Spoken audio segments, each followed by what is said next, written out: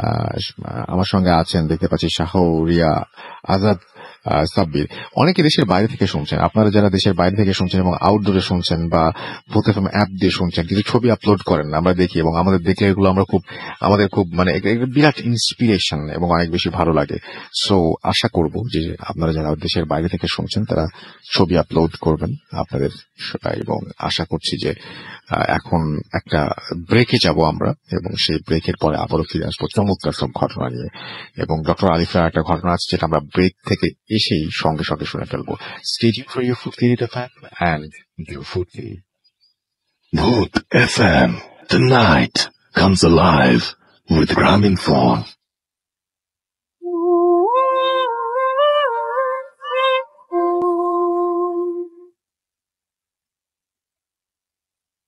Yes, the night comes alive with Grameenphone. শুনছেন সবসময় radio food Clinic FM. আমি রাস্তার আছি সাথে, এবং আমার সাথে রয়েছে মাসুম ভাই এবং আজকের অতিথিরা। আর এই মুহূর্তে আছেন ডক্টর আলিফ। তার সেকেন্ড ঘটনাটা আমরা ঝটপট শুনে ফেলবো। এবং তার আগে জানাই, যদি আমাদেরকে ইমেল করতে চান, আমাদের ইমেল অ্যাড্রেস হচ্ছে bhootfm@radio50.fm, which is bhwtfm@radiofoij.fm। Doctor আলিফের মতো কে স্টুডিওতে এসে ঘটনা শেয়ার করতে চান তারা আমাদেরকে ইমেল পাঠান। যারা অডিও ক্লিপ পাঠান, এবং যারা চান যে আপনার স্টোরি পড়ে শোনাই তারাও পাঠান। এবং একই সাথে আমাদের Facebook page www.facebook.com/riverfruthi and www.facebook.com/bhootfm.russell, এই দুটো পেজ ভিজিট করতে ভুলবেন না। আমাদের পোস্টে লাইক এবং শেয়ার দিতে ভুলবেন না, এবং কমেন্ট করলে তো আলহামদুলিল্লাহ। তো আমরা চলে যাই সরাসরি ডক্টর আলিফের কাছে। থ্যাংক ইউ রাসেল ভাই। আসলে সেকেন্ড ঘটনাটা বলবো, এর আগে বলি আমি যার কাছ থেকে ঘটনাটা পেয়েছি তিনি হচ্ছেন রাসেল ভাই। আপনি তো শোনেন নাই ঘটনাটা, আপনি মনোযোগ দিয়ে শুনবেন একদম।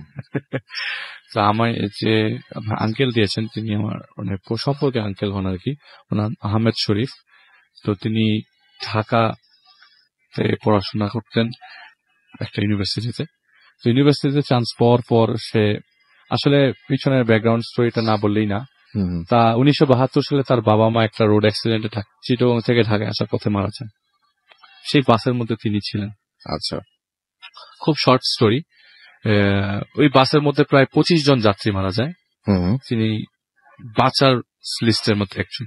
আচ্ছা, তার বয়স ছিল মাত্র, তখন তার বয়স ছিল 12-14 বছর। তো আমি যে ঘটনাটা শেয়ার করব, তখন কিন্তু রাসেল ভাই তার বাবা মাকে কবরস্থ করা হয় ঢাকা আজিমপুর কবরস্থানে। তাদের বাসা হচ্ছে আপনার লালবাগে। তো ঢাকা ইউনিভার্সিটিতে চান্স হয়, ইউনিভার্সিটি ডিপার্টমেন্ট। তো চান্স হওয়ার পরে 1979 সালের দিকের ঘটনা আর কি। তো বাবা মা মারা যাওয়ার পর থেকে ফুপির বাসায় সে বড় হতে থাকে। তো ফুপির আবার কোনো সন্তান ছিল না। তো ওই ফুপির লালবাগের বাসাটা সে নিজে দেখাশোনা করত, নিচ থেকে উপর পর্যন্ত ভাড়াটিয়াদের সবারই ফেস থাকছে না। এবং ভাড়াটিয়া আজকের ঘটনা আসলে কত আগের ঘটনা, সেটাই অনেক আগে, অনেক আগের ঘটনা। এত মানুষজন ঢাকা শহরে ছিল না, মোবাইল ফোন তো অনেক দূরের কথা। মানে এই সভ্যতার ছোঁয়াটা তখন ছিল না। তো ইউনিভার্সিটিতে যাওয়া আসা করতো পায়ে হেঁটে, বাসা থেকে ইউনিভার্সিটি পায়ে হেঁটে যাওয়া আসা করতো। তো ইউনিভার্সিটি থেকে বাসা থেকে ইউনিভার্সিটি পায়ে হেঁটে। তো তার বাবা মা মারা গেছে যে আজিমপুরি গোরস্থান। তো প্রতি শুক্রবার জুম্মার পরে তার একটা অভ্যাস ছিল যে বাবা মার কবর জিয়ারত করার, প্রতি শুক্রবার। এইটা এমন দিন না মিস হবেই না, আর যাই হোক মিস হোক, জিয়ারতটা মিস হবে না। আচ্ছা, তো জিয়ারতের কেসটা আমি পরেই বলছি। সেদিন মানে বিকালবেলা প্রায় সময় বিকালে ছাদে ওঠা হয়, আর সে থাকতো হচ্ছে বাসাটা পুরাটা তিনতলায় অর্ধেক ছাদ অর্ধেক বাসা, সে ওই অর্ধেক বাসার মধ্যে থাকতো। আচ্ছা, আর তার ফুপি থাকতো 14 তলায় তার ফুপার সাথে, আর বাকি 3টা ফ্ল্যাট ভাড়া দেওয়া ছিল, মানে 2.5 তলা বিল্ডিং আর কি। বুঝতে পেরেছি। তো তার দরজা খুলে সে একটু বাতাস বইছে, বলে যে বাতাসটা এত সুন্দর, আশেপাশে খোলামেলা, তো আমি একটু ছাদে হাঁটতে বেরোই। তো তার একটা ভালো দিক না খারাপ দিক এটা সে আমাকে ক্লিয়ারলি বলে নাই। সে বলেছে যে আমি খুব অ্যাবনর্মাল জিনিস দেখতে পাই।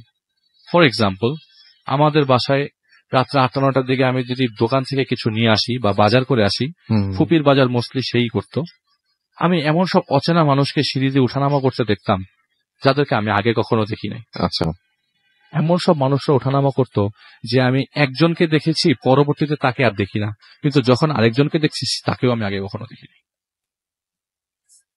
তো তার কাছে জিনিসটা অবাকও লাগতে থাকে, আবার মাঝে মধ্যে মনে হয় যে হয়তো কোনো দরকারই এসেছে।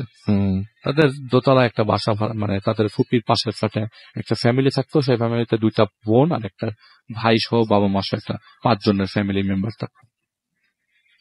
তো একটা মেয়ে প্রায় সময় ছাদে উঠতো তার ছোট ভাইকে নিয়ে। তো সেদিন বাতাস বইছিল, সেই ছোট ভাইটা ছাদের উপরে খেলছে। ছেলেটার বয়স অ্যারাউন্ড 12 থেকে 13, আচ্ছা। মানে হাঁটা চলাফেরা, ওই বল হাতে ধরে বাড়ি দিচ্ছে এরকম। হঠাৎ করে তিনি দেখলেন যে ওই ছেলেটা একটা লোকের সাথে কথা বলছে। একটা লোকের সাথে কথা বলতে বলতেই বিষাদ বিকট আকার একটা শব্দ, আচ্ছা। ছেলেটা নিচে পড়ে গেছে। দৌড়ে গিয়ে ছেলেটাকে উঠালো, হসপিটালে নেওয়া হলো, ছেলেটা মারা যায়। আচ্ছা। তো বাবা মা বলে যে আমার এই ছেলের কোনো বন্ধু বান্ধব নাই, কিন্তু ওই মুহূর্তে যে ছেলেটা সে যে দূর থেকে দেখলো যে ছেলেটা যার সাথে কথা বলছে, সেই লোকটাকে সে বেরোতেও দেখেনি। সে দেখেছে ছেলেটা তার সাথে ঝাঁপ দেয় একসাথে, তার চোখের সামনে। সে দৌড়ে যায়, বলে এই কি করছে? দৌড়ে যায়, যে দেখে নিচে যেই লোকটা তাকে নিয়ে ঝাঁপ দেয় সে ছিল না, কিন্তু ছেলেটা ছিল। আচ্ছা। সে তখন থেকে মনে করতে থাকে, তাহলে আমি কি কিছু দেখতে পাই, আমার কি কিছু দেখার ক্ষমতা আছে? সে তার ফুপিকে ব্যাপারটা জানাবে বলে চিন্তা করে, কিন্তু ওই মুহূর্তে এই ইনসিডেন্টটা ঘটে। তখন এই ছেলেটার লাশের পেছনে ঘোরাঘুরি করা হয় এবং ছেলেটার কবরস্থ করা হয় আজিমপুর কবরস্থানে। আচ্ছা। এই ছেলেটা মারা যাওয়ার পর থেকে আসলে ওনার তেমন ঘুম হতো না রাত্রেবেলা বাসায়। বারবার মনে হতো যে আমি আজিমপুরে যাই, আমি একটু কবরটা জিয়ারত করে আসি, আব্বা আমার কবরটাও জিয়ারত করে আসি, ছেলেটার কবরটাও জিয়ারত করে আসি। সে সরাসরি ঘটনায়। জি। তো রাসেল ভাই, ঘটনা শুরুর আগে এই যে লুকিং গুড যেহেতু বললেন, সুলতান ভাইকে ধন্যবাদ দিতে হয়, আমার ট্রেনার। তো ঘটনা শুরু করবো, যার ঘটনা শুরু করবো তার নাম জামিল। তো উনি ঢাকায়, গ্রামের বাড়ি ভোলা। এই যে আজকে যে ঘটনাটা রাসেল ভাই শুরু করলেন আপনি একটু আগে, বাতাসে নিয়ে গেল, আমার ঘটনাটা একটু কানেক্টেড। ওকে। তো ভোলা থেকে সে ঢাকায় একটা কলেজে অনার্স পড়ার জন্য চান্স পায় 2002 সালে। আচ্ছা। তো চান্স পাওয়ার পরে এক আত্মীয়র বাসায় সে ওঠে। আত্মীয়র বাসা হচ্ছে আপনার পুরান ঢাকাতে। তো আমার আজকে ঘটনা রিলেটেড, মোটামুটি পুরান ঢাকা রিলেটেড ঘটনা। আচ্ছা। তো সে আত্মীয়র বাসায় থাকার পর, মানে ওই যে কিছু মানুষজন আছে যে কয়েকদিন পছন্দ করে, একটা সময় ডিসলাইক করতে থাকে, তারও ঘটনা সেরকম হয়েছে যে বাসায় সে থাকা শুরু করলো, সে বাসার মানুষজন একটা সময় একটু চিৎকার চেঁচামেচি করতে থাকে, সেই বাসাটায় থাকে বা কিছু একটা সময় ফেড আপ হয়ে সে ডিসিশন নেয় যে না, কত এরকম আত্মীয় বাসায় থাকবো, আমাকে একটা নতুন বাসা নিতে হবে, যাতে আমি পড়াশোনা করতে পারি, আবার বাসায় যে একটা মানে আর নিজের একটা এনভায়রনমেন্ট দরকার আর কি। তো সে বাসা খোঁজার জন্য বের হয়। একটা পর্যায়ে তাদেরকে বলে যে আমি বাসা খুঁজছি, আপনারা টেনশন করেন না। তো বাসা খুঁজতে খুঁজতে শেষ পর্যন্ত তার, মানে সে একা মানুষ, একটা রুম দিবে এরকম লোকজনও পাওয়া যায় না, আবার সে একা একটা রুম নিয়ে এরকম ভাড়াও পাওয়া যাচ্ছে না। তো শেষ পর্যন্ত সে যাত্রাবাড়িতে একটা বাসা নেয়, একটা বাসা পায় আর কি। 2002 সালের ঘটনা রাসেল ভাই। ওই মুহূর্তে বাসা পাওয়াটা যাত্রাবাড়িতে খুব ইজি, মানে উনি বলে যে তখন অনেক বাসা যাত্রাবাড়িতে ছিল। তো সে একটা রুম পায়, যেই বাসাটায় ভাড়া নেয় ওই বাসার মালিক একজন হোটেল ব্যবসায়ী, মানে ভাতের হোটেল আছে তার মেসিয়াররা, আবার যেই জায়গাটায় উনি ভাড়া দিতে চাচ্ছেন ঠিক পাশের রুমটাতে তার মেসিয়াররা থাকে। আর সে যে রুমে থাকবে সেই রুমটা হচ্ছে কর্নারের একটা রুম, সেই রুমে আবার ওনার হোটেলের রান্না হতো আগে। তো যেখানে হোটেলের রান্না হতো সেই জায়গায় এখন আর রান্না হয় না, তো সে চিন্তা করে না এই রুমটা ভাড়া দিয়ে দিব। তো সে ভাড়া দেয়, একটা সময় টুলেট খুঁজে সে রুমটা পায়। তো সবকিছু কনফার্ম করে সে তার অল্প বিছানা টিছানা নিয়ে এখানে চলে আসে। ঘটনার দিন যাই। ঘটনার দিন আপনার ওই সময়টা আর কি গরম, মানে ওই দিনটা প্রচন্ড বাতাস। এই বাতাস বইতে বইতে কাল বৈশাখীর দিকে রূপ নেয়, মানে যে অনেক বড় ঝড় আসবে আর কি। আচ্ছা। তো বাসের মধ্যেই ছিল সে। বাস থেকে যখন সে বাসার দিকে নেমে বাসার দিকে দৌড় দেয়, কারণ মনে হয় যে ঝড়ের সাথে এখন বৃষ্টিটাও নামবে, সে দৌড়ে বাসায় যায়। বাসায় ঢুকতেই ইলেকট্রিসিটি চলে যায়। আর ওই মুহূর্তটাতে এরকম ছিল যে 2 ঘন্টা ইলেকট্রিসিটি থাকতো না, 1 ঘন্টা থাকতো। তো সে বাসায় ঢোকার পরে অন্ধকার, মোমবাতি জ্বালায়। মোমবাতি জ্বালানোর পর দেখলো যে রান্না বান্না তো কিছু হয় না, রাতে তো কিছু খেতে হবে, যা আছে তাই কোটা শুরু করে। তো সবজি কুটছে, এমন সময় বাতাসে হঠাৎ করে মানে বাথরুমের একটা জানালা ভেঙে কাঁচ ভাঙার শব্দ আসলো। সে জিনিসটাকে নর্মাল হিসেবেই নিল, কারণ বাইরে তো আসলে অনেক বাতাস হচ্ছে, হয়তো বাথরুমের জানালাটা, ওই ছোট জানালাটা বন্ধ করা হয়নি, তো তার এইসব জানালা সব বন্ধ। তো সে একটা পর্যায়ে চিন্তা করলো যে না, রান্নাটা আছে চুলাতে বসিয়ে, তরকারিটা বসিয়ে তারপরে যাবো চেক করতে। ইলেকট্রিসিটি আসলেই ভালো, কারণ আমি যদি এখন বাথরুমে যাই তার পায়ের মধ্যে কাঁচ ভিজতে পারে। তো সে কি করলো, মোমবাতি নিয়ে, দেখে তো ইলেকট্রিসিটি আসছে না, সে মোমবাতি নিয়ে বাথরুমে কিউরিসিটি বসে যে আসলে কি ভাঙলো। মানে দরজা খুলে সে যখন মোমবাতিটা জানালার দিকে নিত, ওই মুহূর্তে যেটা দেখলো সেটা হচ্ছে একটা মানুষের মাথা ওই জানালাটার মধ্যে আটকে আছে। ও মাই গড! আর ওই মাথা বেয়ে বেয়ে রক্ত তার দেয়াল চুয়ে চুয়ে পড়ছে। তো ওনার কথা হচ্ছে যে আমার হাতে একটু রক্ত, মানে হাতে একটু কেটে গেলে আমি অজ্ঞান হয়ে যাই রক্ত দেখলে, আর এটা তো মাথা একটা, আমার তো ওই মুহূর্তে থাকার কথা না। সে অজ্ঞান হয়ে যায়। আচ্ছা, বাথরুমের সামনে অজ্ঞান হয়ে পড়ে। এমন না যে কেউ রেস্কিউ করতে আসবে বা কোনো চিৎকার দিল, কারণ তার সাথে তো কেউ থাকে না। পরের দিন যখন ঘুম ভাঙার পর সে দেখতে পেল যে সে সকাল হয়ে গেছে, তার ইউনিভার্সিটি যাওয়া হয় নাই, এবং মোস্ট ইম্পর্টেন্ট কেস, যেটা রাতের বেলা চুলায় ছিল সেটা পুড়ে একদম ছাই হয়ে গেছে। তো সে চুলাটা বন্ধ করে, পুরো রুম অন্ধকার, সাফোকেটেড হয়ে গেছে। পুরো রুমের মধ্যে ওই যে ধোঁয়া পুরো রুম সাফোকেটেড। তো সে কাঁচতে কাঁচতে দরজা খুলে একটা পর্যায়ে সে উপরে যায় বাড়িওয়ালার কাছে, যে আপনি, বাড়িওয়ালাকে ওই মুহূর্তে বাসায় পায় না, সে হোটেলে যায়, বাড়িওয়ালার কাছে যে জিজ্ঞেস করে আপনার এই বাসা থেকে কোনো সমস্যা আছে কিনা, আমি রাতের বেলা খুব খারাপ জিনিস দেখেছি, আমার কাছে মনে হয় না যে এরকম, এটা খুব নর্মাল ঘটনা, আমার কাছে আমার সাথে যেটা ঘটেছে গতকালকে। বলে যে না, তোমার পাশের রুমে তো মেসিয়ারা থাকে। বাড়িওয়ালা এরকম বড় পরেজগার দাঁড়িয়ালা, বলে যে তোমার পাশে তো মেসিয়ারা থাকে, ওদের তো কোনো সমস্যা না, তোমার কেন সমস্যা হবে, তোমার ঠিক পাশের রুমে যদি কোনো বিপদে পড়ো, তুই ভিতর থেকে সিট, আমি বাড়ি থেকে ওই পাশ থেকে সিটকানিটা খুলে দিব, বিপদে পড়লে ভিতর থেকে দরজা খুলে তাদের সাথে হেল্প নিও। আচ্ছা, আশা করি কোনো সমস্যা নেই। তো সেই আশায়, আর বাসাও তো পাওয়া কঠিন, তো সে মানে অপশন রাখলো যদি ঝামেলা হয় আমি ছেড়ে দিব, কিন্তু ওই মুহূর্তে তার কিছু ঘটতে থাকলো না।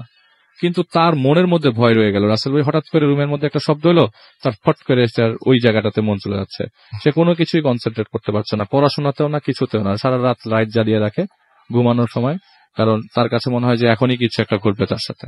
এরকম করে করে 1 মাস চলে গেল। 1 মাস চলে যাওয়ার পরে তার একদিন পরীক্ষার ডেট পরে, ফ্রেন্ডকে বলে যে তুই আমার বাসায় থাক, একসাথে পড়াশোনা করবো, এই জিনিসটা আমি বুঝতে পারছিলাম না। আচ্ছা, তো তার ফ্রেন্ড বলে আচ্ছা ঠিক আছে, তোর বাসায় আজকে থাকবো। ওই ফ্রেন্ড আমার মেসে থাকে, সে বলে যে ঠিক আছে, আমি রান্না বান্না করবো, বাসায় চল যাই। আমার বাসা তো রুম মোটামুটি মানে 3-4 জন থাকতে পারবে এক রুমে, আমি একা থাকি, তুই চল। তো তার ফ্রেন্ড তার সাথে যায়। তো সন্ধ্যার সময় তারা বাসায় আসে, জিনিসপত্র রেখে দেখে ইলেকট্রিসিটি নাই। তো ব্যাচেলার মানুষ রাসেল ভাই, ইলেকট্রিসিটি নেই, বাইরে একটু গরম, ভিতরে প্রচন্ড গরম, আর ওই রুমটা আসলেও গরম, কারণ ওই জায়গায় রান্না বান্না হতো আগের থেকেই, আর ওই রুমে তেমন আলো বাতাস আসে না। ওই পূর্বের দিকে যে জানালাটা সেটাতে আলো বাতাস আসে, কিন্তু এই পাশে তেমন কোনো আলো বাতাস নাই। তো সে বললো যে আমি মোমবাতি ঘরের ভিতরে জ্বালিয়ে ঠিক দরজার বাইরে আসছি, তো বাইরে থেকে জানালা থেকে মোমবাতির আলোতে রুম যে আলোকিত সেটা বোঝা যাচ্ছে। ঠিক 15 থেকে 20 মিনিটের মাথায় তারা 2 ফ্রেন্ড মিলে দেখলো যে একটা বড় ছায়া রুম থেকে পাস করলো। তারা খুব অবাক হয়ে গেল, কারণ ওই পাশ থেকে গেট লাগানো, ওই মেসিয়ারদের আসার কোনো চান্স নাই। তো সে বললো যে রাতও হয়ে গেছে, সন্ধ্যা করে রাতও হয়ে গেছে, তো দেখি। তার ফ্রেন্ড আবার একটু সাহসী ছিল, সে ফ্রেন্ড আবার ঘরের মধ্যে ঢুকলো। সবচেয়ে আশ্চর্যজনক রাসেল ভাই, ঘরে ঢোকার পর দেখলো যে চুলার মধ্যে 5টা আঙ্গুল পুড়ছে, আর চারিপাশে রক্তের ক্লট ক্লট ছোপ। আচ্ছা, 5টা আঙ্গুল, শুধু আঙ্গুল, হাত না, শুধু আঙ্গুল, 5টা আঙ্গুল পুড়ছে, এবং পুরা স্পষ্ট ভিজিবল, যেটা নখের পোর্শন, মানুষের আঙ্গুল যে পুড়ছে সেটা তারা ক্লিয়ারলি দেখতে পেল। তারা সাথে সাথে ওই মুহূর্তে মোমবাতি ফু দিয়ে বন্ধ করে বাইরে তালা দিয়ে ওই বাসা ওই মুহূর্তে ত্যাগ করলো। দাঁড়িয়ালের সাথে দেখা করার সময় নিল না।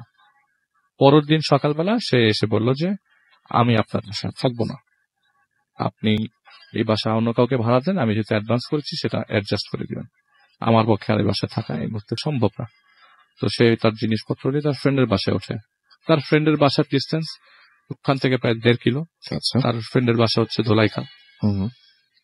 তো তার ফ্রেন্ডের বাসায় যে ওঠে মেসের মধ্যে, তো ওই বাসাটাও একটু গিঞ্জি টাইপের, ড্রেন ট্রেন গন্ধ টন্ধ। এই যে বাসাতে সে এতদিন ছিল সেই বাসাটা আবার অতটাও ময়লা না।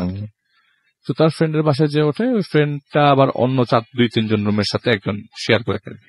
তো তাকে বলছে ওইরকম হেল্প চাইছে যে আমি তোর সাথে থাকবো। তো তারা একসাথে থাকা শুরু করলো এবং বললাম যে বাসা যখন পাবো তখন আমি ছেড়ে দিব। 20 থেকে 25 দিন পর তার ফ্রেন্ডের বাসায় থাকা অবস্থায় জুম্মার দিন রাসেল ভাই, খুব মানে অবাক করার মতো স্টোরি এটা।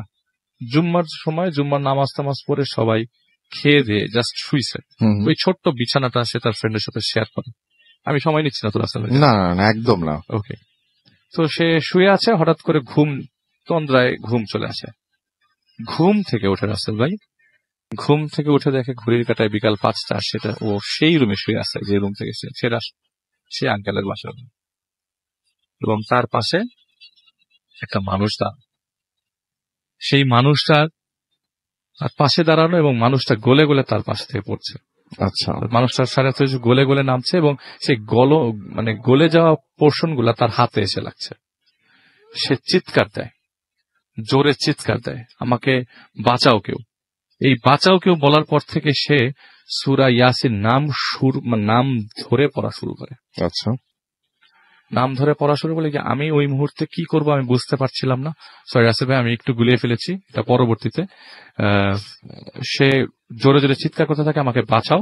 ওই মুহূর্তে বাড়িওয়ালা আসে। বাড়িওয়ালা এসে দরজা খুলে বলে, তুমি এখানে থাকো। সে বলে, এটা তো আমারও সেম কোশ্চেন, আমি এখানে কি? আপনাকে আমি আগে বলেছি যে আপনি এই বাসাটা মানে এই বাসাটা আপনি একটু চেক করেন, এই বাসায় কোনো সমস্যা আছে কিনা। আমি এখানে কিভাবে আসলাম আমি কিচ্ছু জানি না, আমার কোনো কিছুই মাথায় নাই। আমি দুপুরবেলা ঘুম থেকে উঠে দেখি যে আমি এখানে। এই রুমে আসার কথাই না, এই রুমে আসার কথাই না রাসেল ভাই, বাইরে দিয়ে তালা দেওয়া তো। সে আসছে কিভাবে তার কোনো ধারণার বাইরে। ঘুমট অন্ধকার, কিন্তু বিকালবেলা পরন্ত বুঝতে পেরেছি। তো সে তখন তার বাসায় যায়, ফ্রেন্ডের বাসায় যায়, ফ্রেন্ডকে বলে, দোস্ত এই ঘটনা, আমি তো ঘুম থেকে উঠে দেখি আমি এই বাসায়। বলে, আরে না, আমি তো তোকে দেখলাম তুই পাঞ্জাবি চড়াই বাসায় চলে গেলি। কিন্তু ওই ঘুম থেকে পর্যন্ত তার আর কিছুই মনে নাই, সে কি কি করছে তার কিচ্ছু মনে নাই। বলে, কি বলিস? বলে, হ্যাঁ তুই আমার সামনে থেকে উঠলি, পাঞ্জাবি গায়ে জড়ালি, আমি তোরে বললাম তুই কই যাস, তুই কোনো শব্দই নিলি না, আমার কথাটা শুনলিও না, তুই চলে গেলি ফরফর করে। ও অবাক হতে থাকে। তখন ওর মাথায় আসতে থাকে যে আমি এখন যে লাইফটা, মানে এখন যে অবস্থায় আছি সেটা কোনো অ্যাবনর্মাল লাইফ না। আর যদি নর্মাল লাইফ হয়ে থাকে তাহলে কোনো অ্যাবনর্মাল জিনিস আমার উপর ভর করে আছে। তাহলে আমি নর্মাল অবস্থায় নাই, এই মুহূর্তটাতে কি করা দরকার? সে বলল যে না, আমি বাড়িতে চলে যাব, আমি বাড়িতে কিছুদিন থেকে আসি, যদি ভালো থাকে তাহলে ওখানে কয়েকদিন থেকে আবার নর্মাল হইলে এখানে চলে আসবো। সে তার সব লাগেজ নিয়ে তাদের ভোলায় চলে যায়। ভোলাতে তাদের বাসায় একদিন সন্ধ্যাবেলা জিনিসপত্র সদাই নিয়ে আসার সময় সে একটা জিনিস লক্ষ্য করলো যে একটা লোক তার পাশ দিয়ে হেঁটে গেল। আর একটা ছোট করে বলে রাখি, এই ভোলায় আসার আগে তার ফ্রেন্ডের বাসায়, ফ্রেন্ডের মেসে ফিস্ট ছিল। মেসের লোকজনরা উইকে একটা ফিস্ট করে, ভালো রান্না বান্না করে। সেই ফিস্টে 5 জনের টানা বমি হয় রাতের বেলা। আচ্ছা। এবং বেশ বমি হয়। তো সে কি করে, সেও বমি করে, কিন্তু এটাকে সে নর্মাল হিসেবে না, হয়তো কোনো কিছু খারাপ কিছু ছিল, কিন্তু একসাথে 5 জন এটাও একটু অ্যাবনর্মাল। কিন্তু সে এত কিছু খেয়াল করেনি। পরের দিন তার ভোলায় যেতে হবে। পরের দিন লঞ্চ ধরে সে ভোলায় চলে আসে।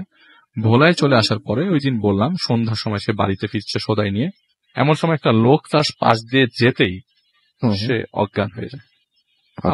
আপনার প্রথম ঘটনার সাথে কিছুটা রিলেটেড আসলে। অজ্ঞান হয়ে যাওয়ার পর তার আর কিছু মনে নাই। যখন ঘুম ভাঙে, তো সে একটু কবিতা টাইপের লোক আর কি, সে অনেক কবিতা লিখতে পছন্দ করে।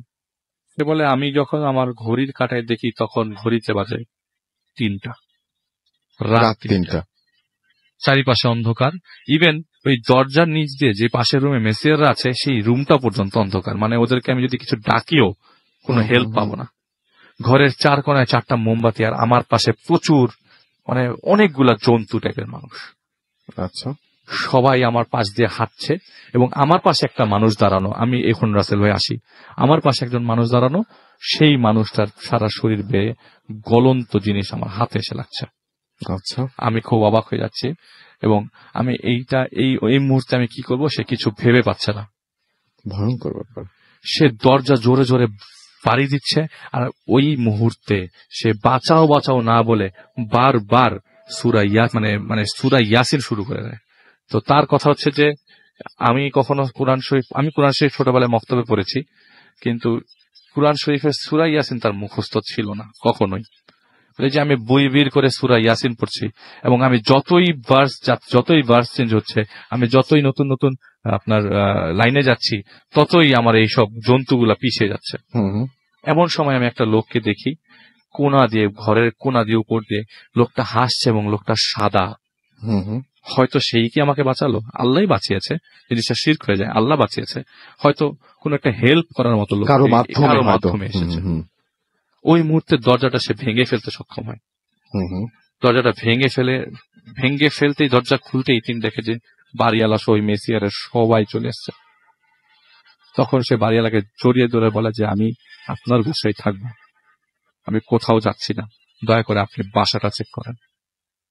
সে তার বাবা মাকে বলে, বাবা মা আমি এখানে বারবার ফিরে আসতেছি। তার বাবা মা বলে যে তুই সন্ধ্যার পর থেকে তোকে বারবার বাড়ির লোকজন আশেপাশে সবাই খোঁজা হচ্ছে, তোকে খুঁজে পাওয়া যাচ্ছে না। ওই মুহূর্তে মোবাইল ফোনও সে অ্যাভেল করতে পারে নাই, মাত্র টিউশনি শুরু করে। তো পরে খোঁজ নিয়ে জানা যায় যে ওই বাবা মা খোঁজ নিয়ে জানতে পারে যে সে ঢাকায় চলে আসছে। তার তখন সে বাবা মাকে খবর দিচ্ছে আমি ঢাকায় চলে আসছি, তোমরা ঢাকায় আসো। তার বাবা মা পর্যন্ত ঢাকায় আসে এবং ওই রিজনে একজন বুজুর্গ লোক আছে, কবিরাজ টাইপের লোক, যে কিনা এরকম জাদুটোনা বা কিছু হইলে ডিটেক্ট করতে পারে। সে নিয়ে আসে, সে বলে যে এই লোকের উপরে তো আসর করা হয়েছে জিনের, এবং কে আসর করছে সেটা আমরা পরে বের করব, আগে দেখি ওনার সাথে কি কি ঘটছে, এই লোকের সাথে কি কি ঘটছে। তখন সিরিয়ালে অনেক কিছু আসলো, বললো যে আচ্ছা ঠিক আছে, এইখানে একটা সমস্যা আছে, এই বিল্ডিং এ একটা সমস্যা আছে। দ্বিতীয়ত আরেকটা সমস্যা করেছে, উনি যে মহিলার বাসায় থাকতো আগে, যারা ঝগড়া করত, ওই মহিলা আবার একে জাদুটোনা করেছে, ব্ল্যাক ম্যাজিক করেছে এর উপরে। আচ্ছা, কিন্তু এর উপর ব্ল্যাক ম্যাজিক করার পর সে ফেইল্ড হয়। ওই যে রাসেল ভাই বললাম 5 জন বমি করেছে, এর মধ্যে একজন রোড অ্যাক্সিডেন্টে মারা গেছে। আচ্ছা, যেহেতু সে মারা গেছে, রোড অ্যাক্সিডেন্টটা হওয়ার কথা ছিল ওনার, সেদিক থেকে সে বেঁচে যায়। কিন্তু পরক্ষণে তার উপর আরেকটা চালান দেওয়া হয়, যেখানে সে এখানে চলে আসে। আর এই বাসার নিচে একটা সমস্যা হচ্ছে, এখানে একটা খারাপ মেয়ে জিন আছে, সে বারবার ওকে ভয় দেখিয়েছে এবং খুব মর্মান্তিক ভয় দেখিয়েছে। তো এখানে এই বিল্ডিং এ আমাকে সবাই আমার থেকে 10 ফিট দূরে সরেন, আমি এই বিল্ডিং থেকে 7 ফিট গর্ত করব। সে 7 ফিট গর্ত নিজে কোদাল দিয়ে করে। 7 ফিট গর্ত করার পর দেখে 7টা পুতুল, এই 7টা পুতুলের মাথায় 7টা করে সুই গাঁথা। এগুলি সব পুরানো হয় এবং প্রসেসটা আমি ছোট করে বলে দিই রাসেল ভাই। পোড়ানোর পরে সে বলে যে আমি যে এই কাজটা করেছে তাকে ধরবো। সে কি করে, জঙ্গলের ভিতরে কি একটা টাইপ ইলিশ মাছ দিয়ে ধরবে, এরকম ইলিশ মাছ জঙ্গলের ভিতরে রাখে এবং ধরতে পারে যে এই কাজটা ওই মহিলার কাজ করেছে। কিন্তু ওনার এই প্রসিজিওরে এইখানে যে বদ জিনটা ছিল সে ভেগে চলে যায়। আচ্ছা, তাকে আর ধরতে পারে নাই। বলেছে যে ভেগে চলে গেছে সে অনেক পাওয়ারফুল। তো পরবর্তীতে রাসেল ভাই ওনাকে এইখান থেকে পরিত্রাণ দেওয়া হয় এবং ওই জিনটাকে এখনো পর্যন্ত বোতলে আটকে রাখা আছে। ওই জিনটা এখনো বোতলে আটকানো। এবং শেষ পর্যন্ত রাসেল ভাই বলে যে আমি এখন এমন অবস্থা হয়ে গেছে যে আমি প্রতি বছরই এরকম কবিরাজের কাছে যাই, আমি যে দেখি আমার উপরে কেউ আসর করে আছে কিনা। মাই গুডনেস, ওয়ান্ডারফুল স্টোরি আলিফ, এবং আপনাকে অনেক ধন্যবাদ এরকম চমৎকার একটা ঘটনা শেয়ার করার জন্য। এবং আশা করছি যে আপনি পরবর্তী যে ঘটনাটা শেয়ার করবেন সেটাও খুব চমৎকার হবে। এবং আপনারা অনেকেই হয়তো অ্যাপ দিয়ে শুনছেন। কেমন হয় যে একটা অ্যাপ দিয়ে সব বন্ধুরা মিলে কোনো একটা জায়গায় শুনছেন, এবং সেটা হতে পারে বাড়ির ছাদে, বা সেটা হতে পারে কোনো বন জঙ্গলের মধ্যে, যে কোনো জায়গায়, শ্মশান ঘাটে বা নদীর পাড়ে। তখন কিন্তু আপনার ফার্স্টেস্ট 4G নেটওয়ার্ক দরকার, তাই না? তো ফার্স্টেস্ট 4G নেটওয়ার্ক কোথায়, 4G এখন কোথায় পাবেন আপনি? সেটা অবশ্যই অফকোর্স আপনি গ্রামীণ ফোনেই পাবেন। এবং আপনার 4G সিম এবং 4G এনাবলড হ্যান্ডসেট যদি থাকে, তাহলে জাস্ট হ্যান্ডসেট সেটিং এ আপনি যাবেন এবং সেখানে গিয়ে 4G বা LTE সেট করে নেবেন এবং আপনার 4G এক্সপিরিয়েন্সের বেস্ট পার্টটা হচ্ছে গ্রামীণ ফোনের যে কোনো ইন্টারনেট প্যাকে 4G এক্সপিরিয়েন্স করতে পারবেন যদি আপনি 4G কভারেজে থাকেন। তার মানে এখন এক দামে মানে অর্থাৎ একই দামে আরো অনেক বেশি স্পিড লাইফ চলুক আপনার জিপি স্পিডে। এবং আপনি যদি বিস্তারিত জানতে চান ভিজিট করতে পারেন graminphone.com। The night comes live with গ্রামীণ ফোন। শুনছেন সবসময় রেডিও ফুর্তি, চলছে এই মুহূর্তে ভূত এফএম এবং আমরা কিছু মেসেজ পড়তে চাই এই মুহূর্তে আপনাদের পাঠানো, যেগুলো আপনারা ফেসবুকে আপনারা কমেন্ট করেছেন, সেই কমেন্টগুলো পড়তে চাই আমাদের পোস্টের নিচে।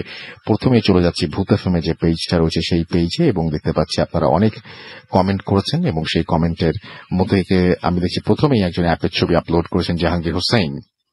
Thank you so much. আপনি ভলিউম আরো বাড়িয়ে শুনতে পারেন। সাকিবুল ইসলাম আবির রাজশাহী থেকে শুনছেন। এমডি মাহিদুল ইসলাম মাহিম বাংলাদেশ খেলা দেখার পর তিনি বলছেন যে তারা অনেক বেশি ফ্রেশ লাগছে, এখন তিনি ভূত এফএমের সাথে আছেন। তাওসিফ মাহবুব তিনি আছেন। আলিফ ভাইয়ের গল্পটা দারুণ। আমাদেরকে দেখতে পাচ্ছি যে মুবতাসিম পিয়াল আমাকে বলছেন যে সেকেন্ড স্টোরিটা ভালো লেগেছে। এমডি সাব্বির হোসেন সাব্বির আমাদের সাথে আছেন যশোর থেকে।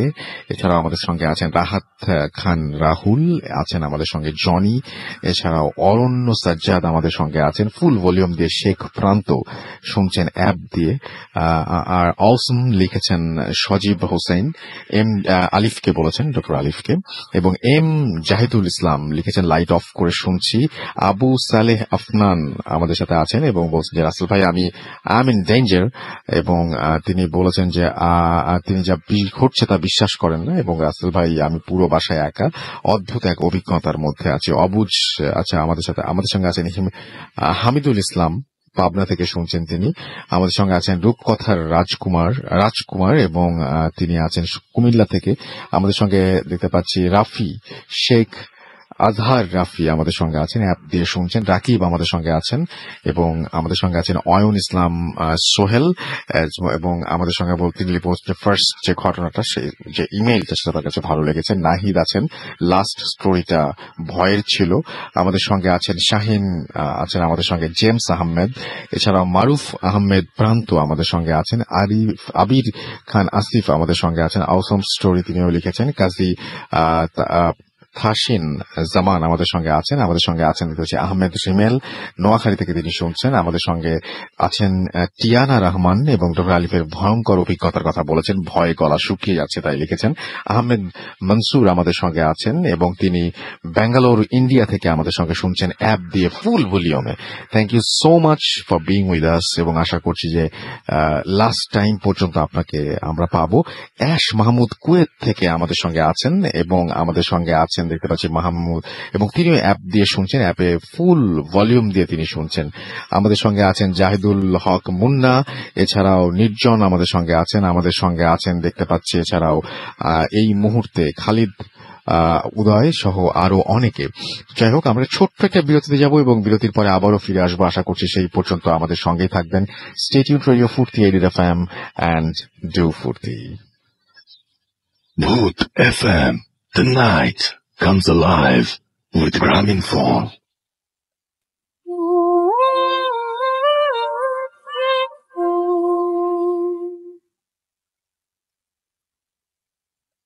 Yes, the night comes alive with Graminphone. শুনছেন সবসময় রেডিও ফুর্তি, এডিড এফএম, আমি রাসেল আছি সাথে, এবং চলছে ভূত এফএম। আমার সাথে এই মুহূর্তে আরো একজন অতিথি আছেন। আপনার নামটা বলে আপনার ঘটনাটা শেয়ার করুন প্লিজ।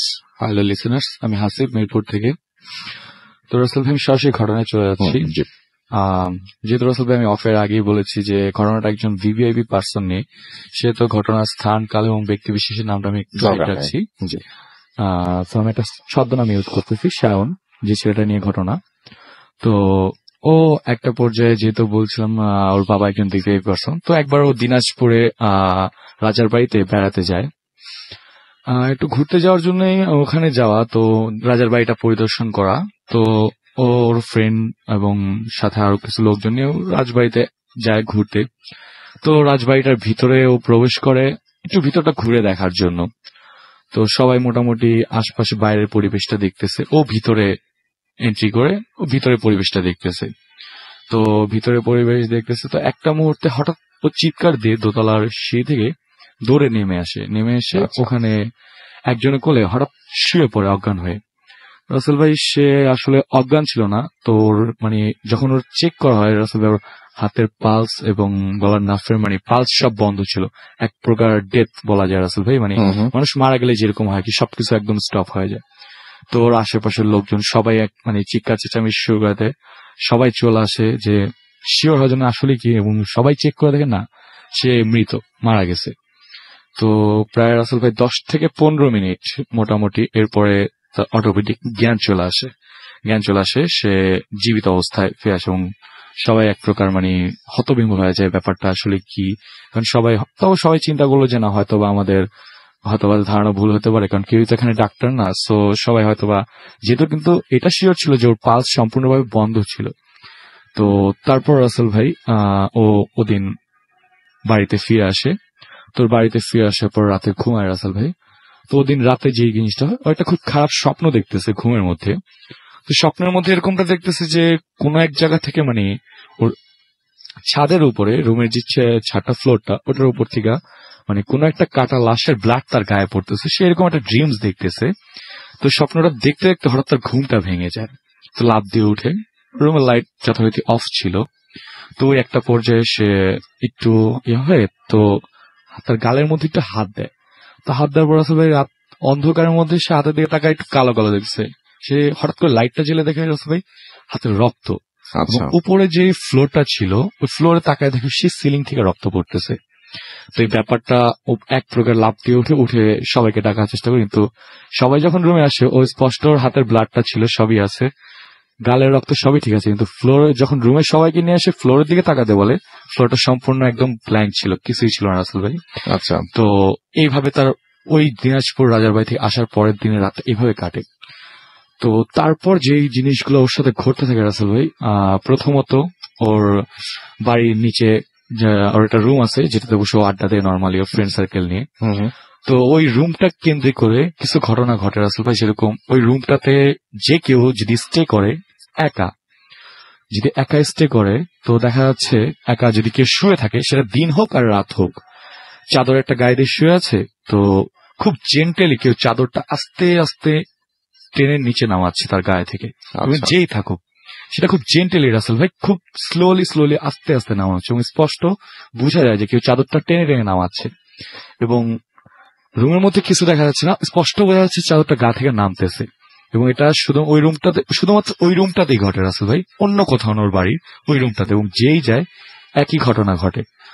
তো ওর বাসার বেডরুমে যেটা হয় রাসেল ভাই, ও যখন ওর বেডরুমে শুয়ে থাকে ওর খাটের মধ্যে আপনার ও যখন শুয়ে থাকে তখন স্পষ্ট দেখতে পারে যে ওর বিছানার মধ্যে কেউ যদি বসে বা কেউ যদি বিছানার মধ্যে মুভ করে তাহলে স্বাভাবিক বিছানাটা একটু ডেবে যাবে। তো ওই বিছানাটা ওইভাবে ডেবে যায়। তো একটা পর্যায়ে আস্তে আস্তে এরকম জিনিসগুলো যখন ঘটতে থাকে তো ওর বাবাকে ব্যাপারটা জানায়। তো যেহেতু ওর বাবা মার একমাত্র সন্তান ছিল, বাবাটা একটু সিরিয়াসলি ব্যাপারটা নেয় প্রথম অবস্থায়। তো নেওয়ার পরে তারপর বলে যে বাবা আমার এই প্রবলেম হচ্ছে, আমি স্বাভাবিক লাইফ চলতে পারতেছি না, আর কেন জানি মনে হচ্ছে আমি এখানে না, কোথাও কিছু একটা হারিয়ে ফেলছি। তো একটা পর্যায়ে ও যে জিনিসটা ঘটে, ও যখন ওর রুমটাতে একা স্টে করে তখন কেউ একজন ওর সাথে কথা বলে, এবং যখন কথা বলে ও রুম আটকিয়ে কথা বলে, কিন্তু বিপরীত যার সাথে কথা বলতেছে তার কোনো ভয়েস পাওয়া যায় না, কিন্তু এটা বোঝা যাচ্ছে ওর স্পিচ গুলো শুনে যে ওকে কোশ্চেন করতেছে, ও সেগুলো অ্যান্সার দিচ্ছে। এবং এভাবে যখন রুম থেকে বাইরে থেকে নক করলে সে সেটা রিপিট কোনো অ্যান্সার দেয় না, কথা বলতেই থাকে অনবরত। এবং ওয়াশরুমে যখন সে যায়, ওয়াশরুমে যাওয়ার পর ওয়াশরুমের মিররে সে অদ্ভুত একটা চেহারা দেখে, ওর চেহারাতেই, যেটা আসলে ওর না, ওর চেহারাটাই ও দেখে, বাট অদ্ভুত সুন্দর ওর কাছে লাগে। তো রাসেল ভাই ওর একজন গার্লফ্রেন্ড ছিল, তো রিলেশনশিপের সময় ওর গার্লফ্রেন্ড যে জিনিসটা বলে যে ওর সাথে মানে রিলেশনশিপ থাকাকালীন, তো ওকে যখন বলা হয় যে ওয়াশরুমে এতক্ষণ কি করো, একদিন বলছে ওয়াশরুমে এতক্ষণ কি করতেছো, বলে যে ওয়াশরুমে ও খুব সুন্দর, ও আমাকে আসতে দেয় না। তখন বলে যে কে, তখন ও বলে যে আমি আয়নার মধ্যে যখন তাকাই আমি খুব সুন্দর একটা মেয়েকে দেখতে পাই, খুব সুন্দর, এত সুন্দর। ও বলে তখন ও একটু মানে যেহেতু অ্যাফেয়ার টাইপের একটু জেলাস ফিল করে, আবার যে কোন মেয়েটা ওয়াশরুমে কে মেয়ে আসবে, ওই তুমি দেখতে পারবে না, ও আমাকে কখনো ছাড়বে না। তো এই একটা পর্যায়ে ওদের রিলেশনশিপটা থাকে না রাসেল ভাই, এবং রিলেশনশিপটা না থাকার মূল যে কারণটা তার এই প্যারানর্মাল প্রবলেমটা। তো একটা পর্যায়ে যে সে এই প্রবলেমটা থেকে সলিউশনের জন্য বিভিন্ন জনের কাছে যায়। তো সবাই জাস্ট একটা পর্যায়ে যায় বলে যে না এটা পসিবল না, সবাই ফিরে দেয়। তো একটা সময় যায় তখন ওর একটা ছেলে হিন্দু ফ্রেন্ড ছিল, তো হিন্দু ফ্রেন্ডের সাথে যখন মিট করে, তো মিট করার পর বলতেছে যে আচ্ছা, তো যে সায়নের কথা বলতেছে যাকে নিয়ে ঘটনা, ও একবার বলতেছে যে তুই তো হিন্দু, তো হিন্দুদের আসলে একটা মন্ত্র আছে ওম ভীম ক্রিম চামুন্ডায়, মন্ত্র আমি সঠিক জানি না। তো বলে যে আমাকে পূর্ব দিকে বসিয়ে এই মন্ত্রটা পাঠ কর। তো মন্ত্রটা যখন পাঠ করে এক পর্যায়ে রাসেল ভাই ওর ফেস এবং ওর বেডরুমের সবকিছু পরিবেশ সম্পূর্ণ চেঞ্জ হয়ে যায়, এবং ওর যে ফ্রেন্ডটা ছিল ওই রুম থেকে তৎক্ষণাৎ বের হয়ে চলে আসে। তখন ওর ফ্রেন্ডটা যেটা বলে যে ওর ভিতর থেকে এমন একটা চেহারা বের হয়ে আসতেছিল যেটা আসলে সম্পূর্ণরূপে মানে ওকে গ্রাস করতে যাচ্ছে, এবং ওই জিনিসটা দেখার পর ও রুমে স্টে করতে পারে না, এবং ও যে ওই দিন ওই রুম থেকে বের হয়েছে আজও ওর সাথে আর মিট করে নাই। আর আসলে ওর ঘটনাটা এখন পর্যন্ত এটার কোনো সলিউশন আসে, এবং লাস্ট 11 ইয়ার্স ধরে একই ঘটনা ওর সাথে চলতেছে, এবং এটা এখনো সলিউশন আনে, স্টে করতেছে ওর সাথে। রাসেল ভাই, এই ছিল আমার ঘটনা। ধন্যবাদ। ধন্যবাদ আপনাকে। একটা ছোট্ট ইমেইলে যাব এখন, এবং ছোট না, ইমেলটা বেশ বড়ই আছে। তো আমি জানি না যে ইমেলটা আপনাদের কতটা ভালো লাগবে, বাট আমি পড়ে শোনাচ্ছি আপনাদেরকে, এবং সেই ইমেলটি যেভাবে লেখা আছে সেভাবে পড়ছি। আমাদের সাথে যিনি লিখছেন তিনি হচ্ছেন আবির হোসেন, তারপরে তিনি ফোন নাম্বার দিয়েছেন, তারপরে লিখছেন তিনি রাজশাহী থেকে, সেটাও জানিয়েছেন। এরপরে লিখছেন আসসালামু আলাইকুম রাসেল ভাই। ওয়ালাইকুম সালাম, আশা করি ভালো আছেন। আমি আগে 2টি ঘটনা পাঠিয়েছিলাম, একটিও পড়া হয়নি, মনে হয় ওইগুলো আপনার ভালো লাগে নাই। যাই হোক, ওগুলো আমার সাথে ঘটেছিল না, কিন্তু এইটা আমার সাথে ঘটে যায়। আমার বাড়ি রাজশাহীতে, তাই আমার পক্ষে স্টুডিওতে যাওয়া সম্ভব না। ঘটনাটি আপনি পড়ে শোনালে খুশি হব। ঘটনাটি গত সপ্তাহের। সেদিন আমার কোনো এক রিলেটিভের বাসায় দাওয়াত ছিল, সেজন্য আম্মুরা সকাল সকাল চলে যায়। আমি বাসায় একা ছিলাম। দুপুরের দিকে রওনা দেই আমার নিজের বাইক নিয়ে। অনেক দূরের পথ, একেবারে গ্রামে, পাকা রাস্তা শেষ করে কাঁচা রাস্তায় নামলাম। যাচ্ছি, এক সময় পৌঁছালাম 4:35। খাওয়া দাওয়া করলাম, তারপর গ্রামটা ঘোরার জন্য বের হলাম। ঠিক সন্ধ্যার দিকে আমাদের গাড়িতে তুলে দিয়ে আম্মুদের গাড়িতে তুলে দিয়ে আমি রওনা দিতে যাব। ঠিক এই সময়ে এক রিলেটিভের ফোন আসলো আমার ফোনে, বলল আমাদের জন্য নাকি তরকারি দিবে, সেটা আমাকে নিয়ে যেতে। আমিও রাজি হলাম। আমি সন্ধ্যার আজানের পর তরকারি নিয়ে রওনা দিলাম। 1:30 দিকে বাসায় আসলাম। পথে কোনো সমস্যা হয়নি। সমস্যা শুরু হলো রাতে। ঘটনাটি শুরু হলো এমন ভাবে, রাতে আমার ঘুম ভাঙে না খুব সহজে, এক ঘুমে রাত কাবার। কিন্তু সেই দিন ঘুম ভাঙে। বিষয়টা স্বাভাবিক মনে করে আমি আবার ঘুমাতে যাই। বলে রাখা ভালো, আমার রুমের আম্মুদের 2 রুম পরে, এবং আমার রুমের রুম সবসময় ফাঁকা থাকে, মানে কেউ না কেউ কেউ থাকে না, এবং বাসায় গেস্ট আসলেও তখন তারা ওখানে ঘুমায়। তো ওই রুমে লাইট অফ ছিল প্রতিদিনের মতোই।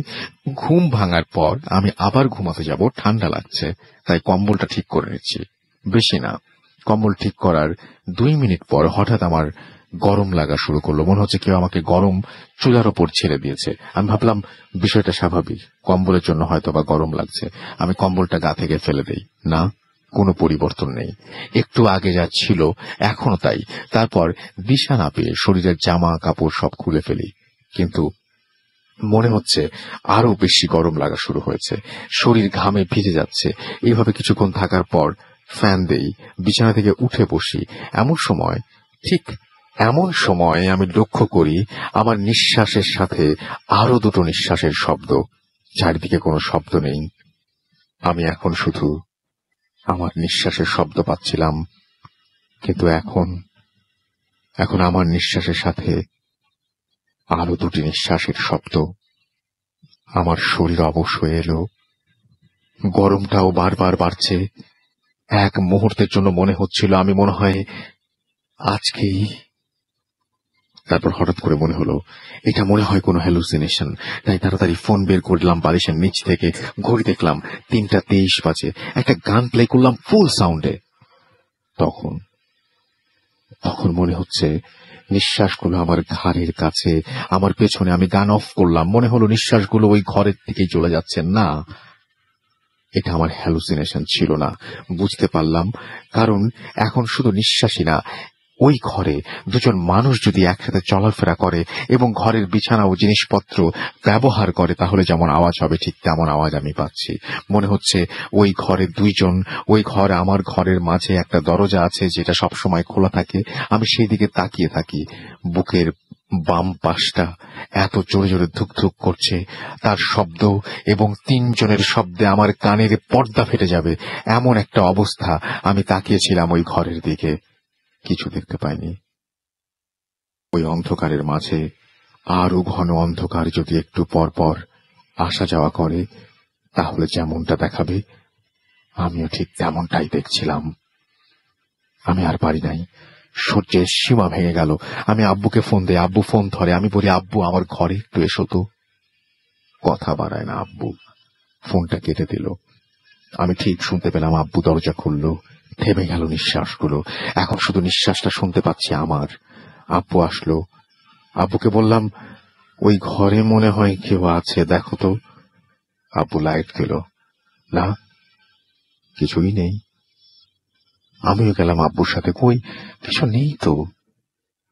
কিন্তু আমি আব্বু দুজনে অবাক হলাম, ঘরের কোনো জিনিস ঠিক নেই। বিছানাটা এমন করে রাখা হয়েছে যেন এই মাত্র কেউ বিছানায় শুয়েছিল, ফোমগুলো এখনো দেবে আছে। আব্বু বিষয়টা বুঝতে পারলো আমার অবস্থা দেখে, এই রুমের অবস্থা দেখে। আব্বু আমাকে তাদের ঘরে নিয়ে গেল ঘুমানোর জন্য। অবাক হলাম, আব্বুদের রুমে গিয়ে দেখি আম্মু কম্বল গায়ে দিয়ে শুয়ে আছে, আর আমার রুম থেকে বের হওয়ার পর আমার ঠান্ডা লাগা শুরু হয়েছিল। আব্বু তাদের সাথে ঘুমোতে বলল, কিন্তু কম্বল ছিল না আমার গায়ে দেবার মতো। তাই আব্বুকে বলল কম্বলটা নিয়ে আসতে। মজার বিষয়টা হচ্ছে, আব্বু যখন আমার রুমে ঘরে কম্বল আনতে যায়, তখন আব্বুও ঠিক শুনতে পায় সেই দুটি নিঃশ্বাসের শব্দ। ঘটনা এখানে শেষ, কিন্তু আমাকে পরের দিন ঝাড়ফুঁক করতে করে আনা হয়। কয়েকটা আমল বলে দেওয়া হয়, আমি এগুলো করছি। এখন প্রতি রাতেই ঘুম ভাঙা শুরু হয়েছে, কিন্তু নিঃশ্বাসের শব্দটা পাই না, মাঝে মাঝে পাই। আমার সাথে এটা কেন হলো আমার জানা নেই, তবে ঘটনাটি বিশ্বাস কিংবা অবিশ্বাস করা পুরোই আপনার ব্যাপার। কেউ ওই পরিস্থিতিতে না পড়লে বুঝবেন না ওই পরিস্থিতিতে কেমন লাগে। ভালো থাকবেন, আমার জন্য দোয়া রাখবেন। এর মধ্যে আরো কিছু ইমেইল করব। এই ছিল ঘটনা, ভালো লাগলে পড়ে শোনাবেন। আমি ঘটনাটি পড়ে শোনালাম, চমৎকার একটি ঘটনা। আমি জানি না আপনার কতটুকু ভালো লেগেছে, কিন্তু আপনার ঘরের মধ্যে যদি আপনি শুনতে পান যে আপনি ঘুমন্ত অবস্থা থেকে জেগে উঠলেন এবং আপনার নিঃশ্বাসের সাথে সাথে আরো দুটো নিঃশ্বাসের শব্দ, ঘর আপনার অন্ধকার এবং সেই ঘরের অন্ধকারের মধ্যে দেখলেন আরো অন্ধকার, আরো কালো, আরো ডার্ক দুটো শ্যাডো, এবং সেই দুটো শ্যাডো মুভ করছে, আপনার কেমন লাগবে? এবং তখন আপনিও নিশ্চয়ই হাতে ফোনটা নিয়ে কাউকে কল করে আপনার ঘরে ডাকবেন। এবং এই মুহূর্তটা সহ্য করার মতো কোনো মুহূর্ত নয়। যাই হোক, আর যে জাহিদ হাসান আমাকে লিখেছেন, আই লাভ ভূত এফএম। জিহাদ হাসান আমাকে লিখেছেন, হ্যালো রাসেল ভাই, বগুড়া থেকে বলছেন তিনি। শরীফুল ইসলাম সোহাগ ফুর্তির পেজ থেকে পড়ছি, আমার সঙ্গে আছেন এবং আমাকে বলছেন শেষ পর্যন্ত থাকবেন। এবং আমাদের সঙ্গে আছেন রমজান খান, খুব ভয় লাগছে। এমডি এম নাজমুল ইসলাম বলছেন যে আমার কমেন্ট পড়া হয় না কেন। এমডি নাইমুল হক হামিম আমার সঙ্গে আছেন, অস্থির মজা লাগছে। জিহাদ হাসান আমার সঙ্গে আছেন প্রান্ত চক্রবর্তী, এবং দোয়াখালী থেকে তিনি শুনছেন। জুবাইর আহমেদ, তিনি কুমিল্লা থেকে শুনছেন। মহিউদ্দিন রিফাত আমার সঙ্গে আছেন। অরূপ এসডি, অনেক ভয় লাগছে, অ্যাপ দিয়ে শুনছেন তিনি।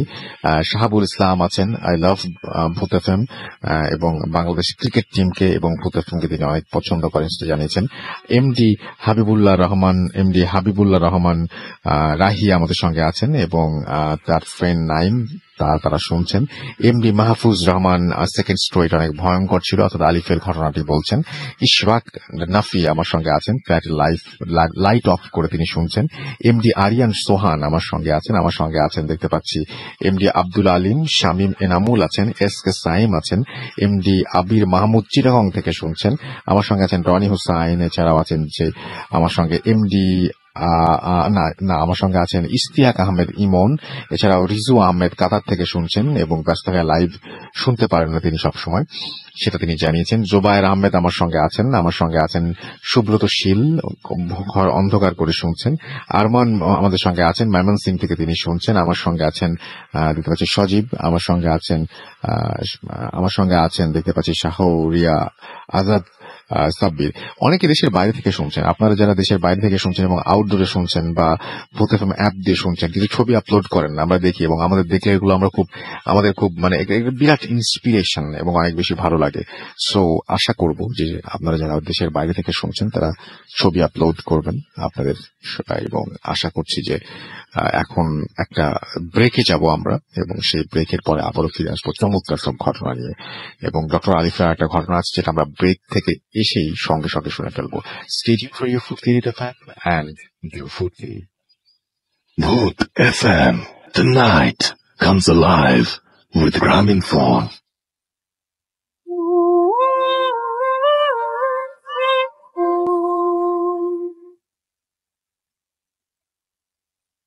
Yes, the night comes alive with Gramophone শুনছেন সবসময় রেডিও ফুড থিওরি এফএম।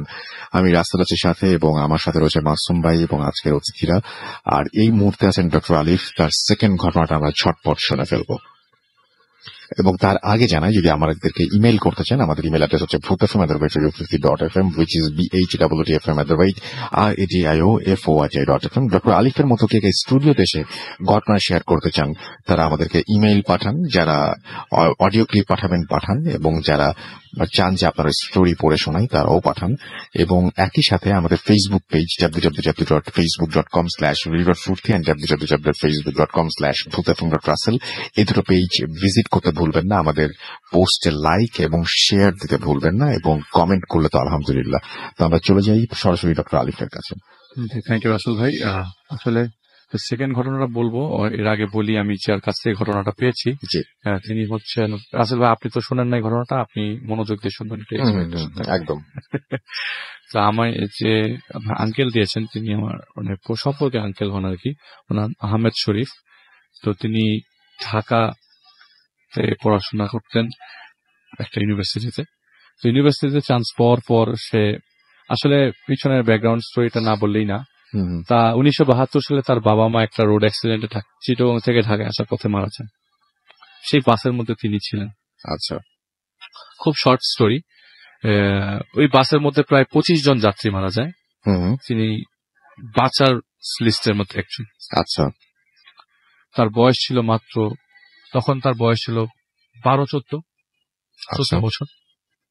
তো আমি যে ঘটনাটা শেয়ার করব, তখন কিন্তু রাসেল ভাই তার বাবা মাকে কবরস্থ করা হয় ঢাকা আজিমপুর কবরস্থানে। তাদের বাসা হচ্ছে আপনার লালবাগে।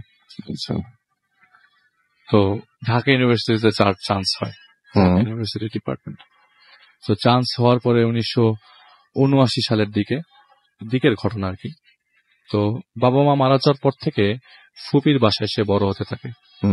তো ফুপির আবার কোনো সন্তান ছিল না, তো ওই ফুপির লালবাগের বাসাটা সে নিজে দেখাশোনা করত, নিচ থেকে উপর পর্যন্ত। ভাড়াটিয়াদের সবারই ফেস থাকছে না, এবং ভাড়াটিয়া আজকের ঘটনা আসলে কত আগের ঘটনা, সেটাই অনেক আগে, সেটাই অনেক আগের ঘটনা। এত মানুষজন ঢাকা শহরে ছিল না, মোবাইল ফোন তো অনেক দূরের কথা। এই সভ্যতার ছোঁয়াটা তখন ছিল না। তো ইউনিভার্সিটিতে যাওয়া আসা করতো পায়ে হেঁটে, বাসা থেকে ইউনিভার্সিটি পায়ে হেঁটে যাওয়া আসা করতো। তো ইউনিভার্সিটি থেকে বাসা থেকে ইউনিভার্সিটি পায়ে হেঁটে। তো তার বাবা মা মারা গেছে যে আজিমপুরি গোরস্থান। তো প্রতি শুক্রবার জুম্মার পরে তার একটা অভ্যাস ছিল যে বাবা মার কবর জিয়ারত করার, প্রতি শুক্রবার।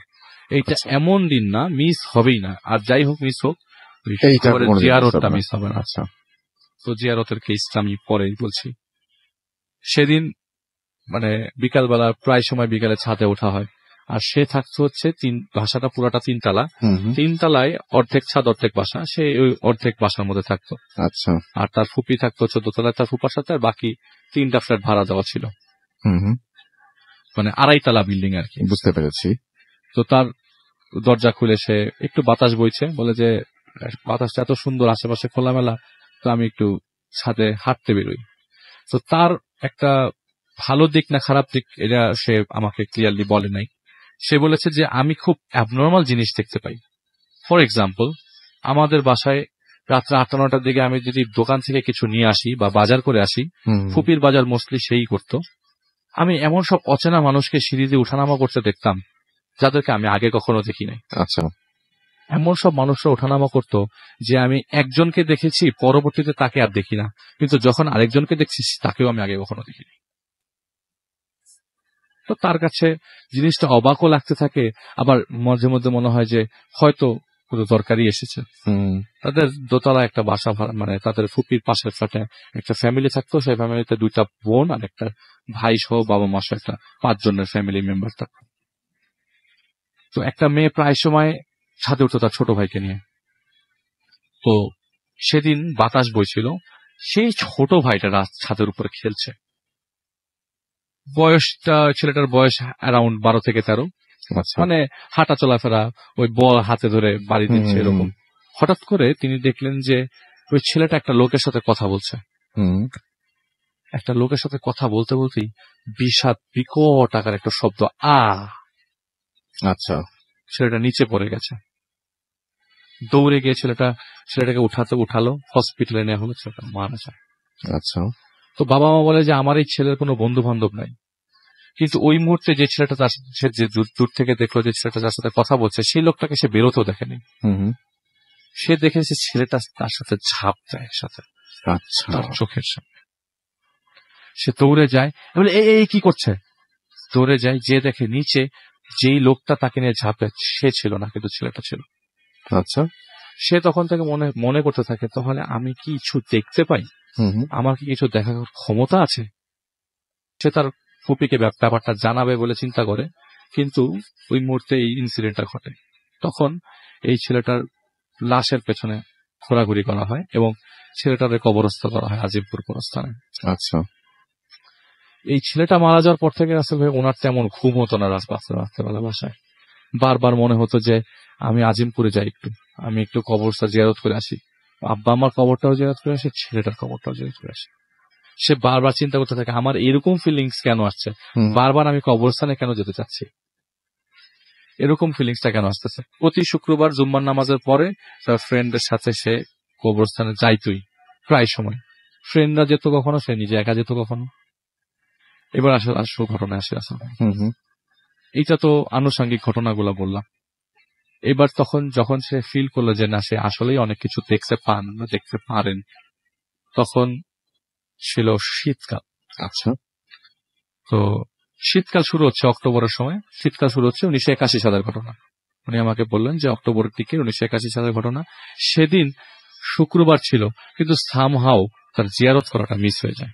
আচ্ছা, শুক্রবার দিন ছিল, জিয়ারত করা মিস হয়ে যায়, এবং জিয়ারত করা মিসের কারণটা হচ্ছে তার এক ফ্রেন্ডের ভাইয়ের বিয়ে ছিল, ওইটা পুরান ঢাকাতেই অনুষ্ঠান। সেখানে অনুষ্ঠানে মজা করতে করতে কখন সন্ধ্যা গড়িয়ে রাত 8টা বেজে যায় সেটা সে খেয়ালই করে না। সে বলে যে এত দূর রাস্তা আবার হেঁটে যেতে হবে আজিমপুরে, আজ তো কবরটা জিয়ারত হলো না। আমি আগেই বলেছি রাসেল ভাই যে কবর জিয়ারত ছাড়া তার শুক্রবার দিনটা কাটতো না কখনো। তো একটা বিশ্বাস ছিল মনে যে আমি বাবা মার কবরের পাশে যে একটু জিয়ারত করে আসবো, এটা তার একটা বিশ্বাস ছিল। পরবর্তীতে সে তার কয়েকজন ফ্রেন্ডকে জিজ্ঞেস করে যে তোরা কি আমার সাথে যাবি কিনা, কিন্তু কোনো না কোনো কারণে মানে ফ্রেন্ড গুলা ব্যস্ত হয়ে যায়, তার সাথে যেতে রাজি হয় না কেউ। একটা ফ্রেন্ড তার সাথে যেতে রাজি হয়, বলে যে আমি আজিমপুরের দিকেই যাব। আর রাসেল ভাই তখন এত রিক্সা ছিল না ঢাকা শহরে, আর আপনি যে রাস্তাগুলো এখন এত প্রশস্ত রাস্তা দেখছেন, তখন এত প্রশস্ত রাস্তা ছিল না। তো পুরান ঢাকায় মেইন ছিল, ওখানে সবাই ম্যাক্সিমাম টাইম ওই জায়গায় সব বাজার সদাই সবাই পুরান ঢাকা হতেই করতো 1981 সাল।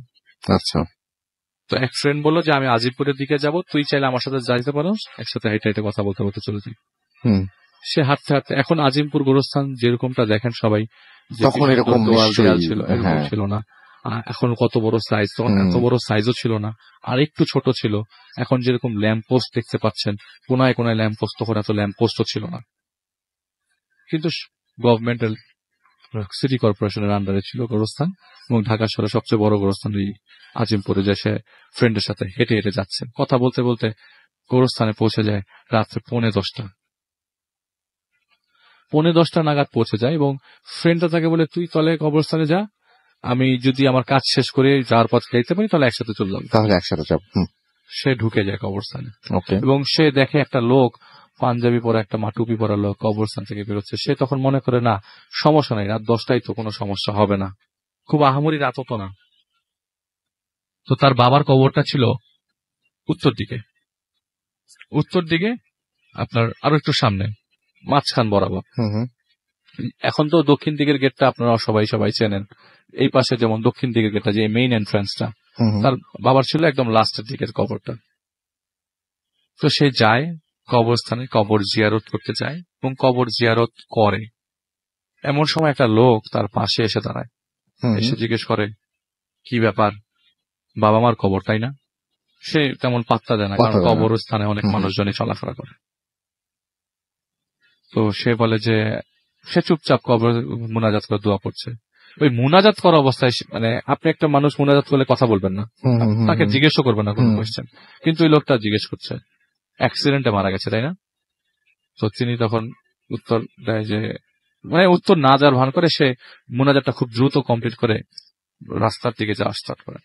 সে বলতে থাকে, আমি যতই আগে আমি ততই পিছিয়ে, আমি যতই আগে আমি ততই পিছিয়ে।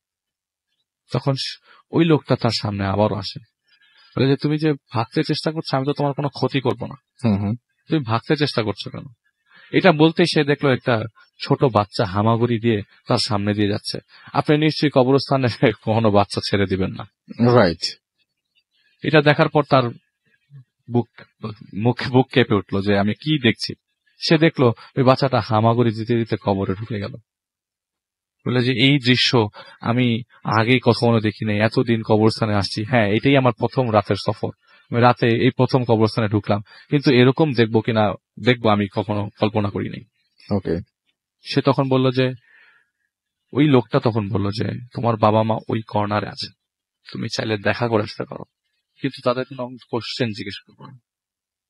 ওই কবরস্থানে আছে। ওকে। এবং তখন ওই মুহূর্তে সে বলে যে আমার বাবা মা কবরস্থানে আছে, এটা আমি অন্যজনের কাছ থেকে শুনছি। সে হাঁটা দেয়।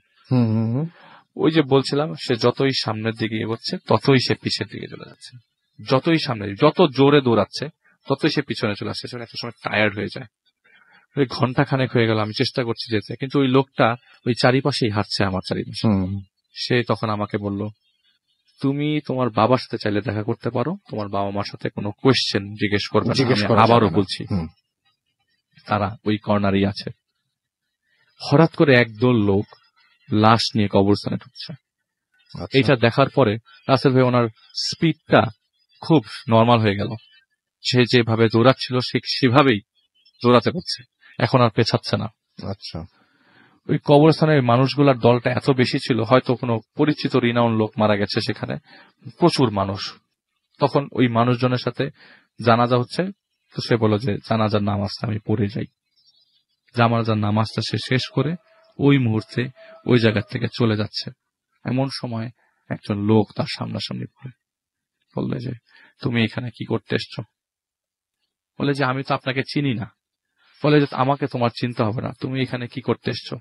এখানে বহুরূপী মানুষজন থাকে, এই সময় এখানে এসো না, চলে যাও, এই সময় এখানে এসো না, এখান থেকে বাসায় চলে যাও। তো সে বাসায় চলে আসে রাসেল ভাই, এবং কিছু জিনিস কানেক্ট করার চেষ্টা করে, যে সে অনেক কিছু আলাদা করে দেখতে পায়, এখনো পর্যন্ত দেখতে পায় রাসেল ভাই। আমি খুব শীঘ্রই তাকে স্টুডিওতে নিয়ে আসবো ইনশাআল্লাহ, এবং সে আসার কথা নিজের চোখেই দেখে, নিজের চোখে দেখেন।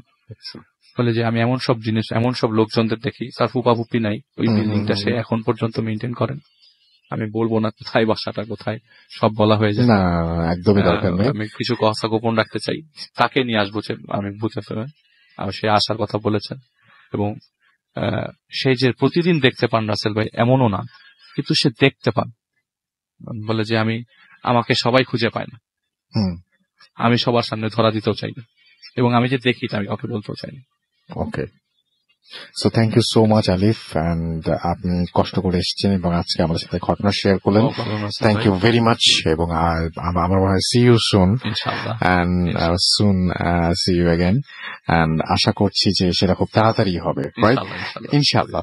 তো অন দ্যাট নোট আমরা চলে যেতে চাই একটা ব্রেকে, না আমরা চলে যেতে চাই একটা অডিও ক্লিপে, এবং তার আগে জানাই যে আমাদের যদি আপনারা ইমেইল করতে চান, আমাদের ইমেইল অ্যাড্রেস হচ্ছে bhutfm@radiofurti.fm, which is BHWTFM@radiofurti.fm। আপনার নাম, ঠিকানা এবং ফোন নাম্বার সহ আপনার জীবনে ঘটে যাওয়া বা আপনার জানা সেরা ঘটনা লিখে পাঠিয়ে দিন আমার কাছে। ঘটনার শুরুতে অবশ্যই উল্লেখ করুন যে ঘটনাটি আপনি স্টুডিওতে এসে শেয়ার করতে চান, নাকি আপনি চান আপনার ঘটনা আমরা পড়ে শোনাই। আমাদের দুটো পেজ রয়েছে, www.facebook.com/radiofurti and www.facebook.com/bhutfm.russell। এই দুটো পেজে আপনি চাইলে আমাদেরকে লাইক দিতে পারেন, কমেন্ট করতে পারেন, এবং এখানে যে পোস্টগুলো আছে সেই পোস্টের নিচে কমেন্ট করতে পারেন, যেটা ইচ্ছা আপনার। আজকে যেটা করব এখন সরাসরি একটা অডিও ক্লিপে চলে যাচ্ছে এবং তারপরে আবারও ফিরে আসছে। সেই পর্যন্ত আশা করব আমার সঙ্গেই থাকবেন। স্টে টিউনড রেডিও ফুর্তি 80 FM and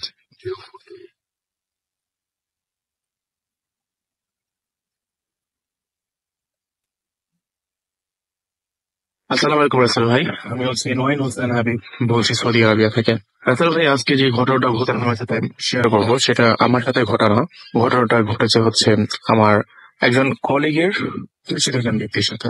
তো আমার কলিগ, যিনি, ওর ভাষা আসলে বাংলাদেশ না, ও ভিন্ন দেশের একজন মানুষ, বাট ওর নিষেধাজ্ঞা থাকার কারণে আমি দেশটার নাম উল্লেখ করছি না। তার আগে বলে রাখি যে আমি কিছু মাস আগে লাইভ পারফরমেন্স করেছিলাম, এখন আমি সৌদি আরবে অবস্থান করতেছি।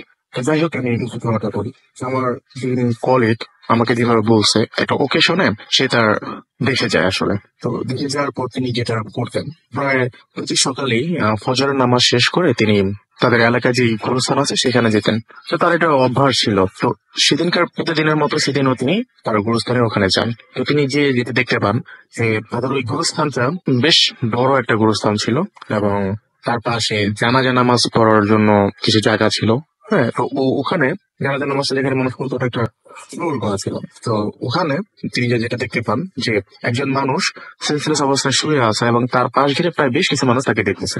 এবং ওই মানুষটার চেহারার দিকে তাকালে বোঝা যাচ্ছিল যে সে কিছু একটা দেখে হয়তো বা তীব্র ভয় পেয়েছে, এরকম কিছু একটা হয়তো বা তার সাথে হয়েছে, সেজন্যই হয়তো বা তিনি এখানে শুয়ে আছেন। তো যাই হোক, তিনি খুব কিউরিওসিটি নিয়ে তাকে ডাকতে থাকেন, বাট ভদ্রলোক উঠেন না, একেবারে সেন্সলেস। তো সবাই দৌড়াদৌড়ি করে তাকে হসপিটালে নিয়ে যায়।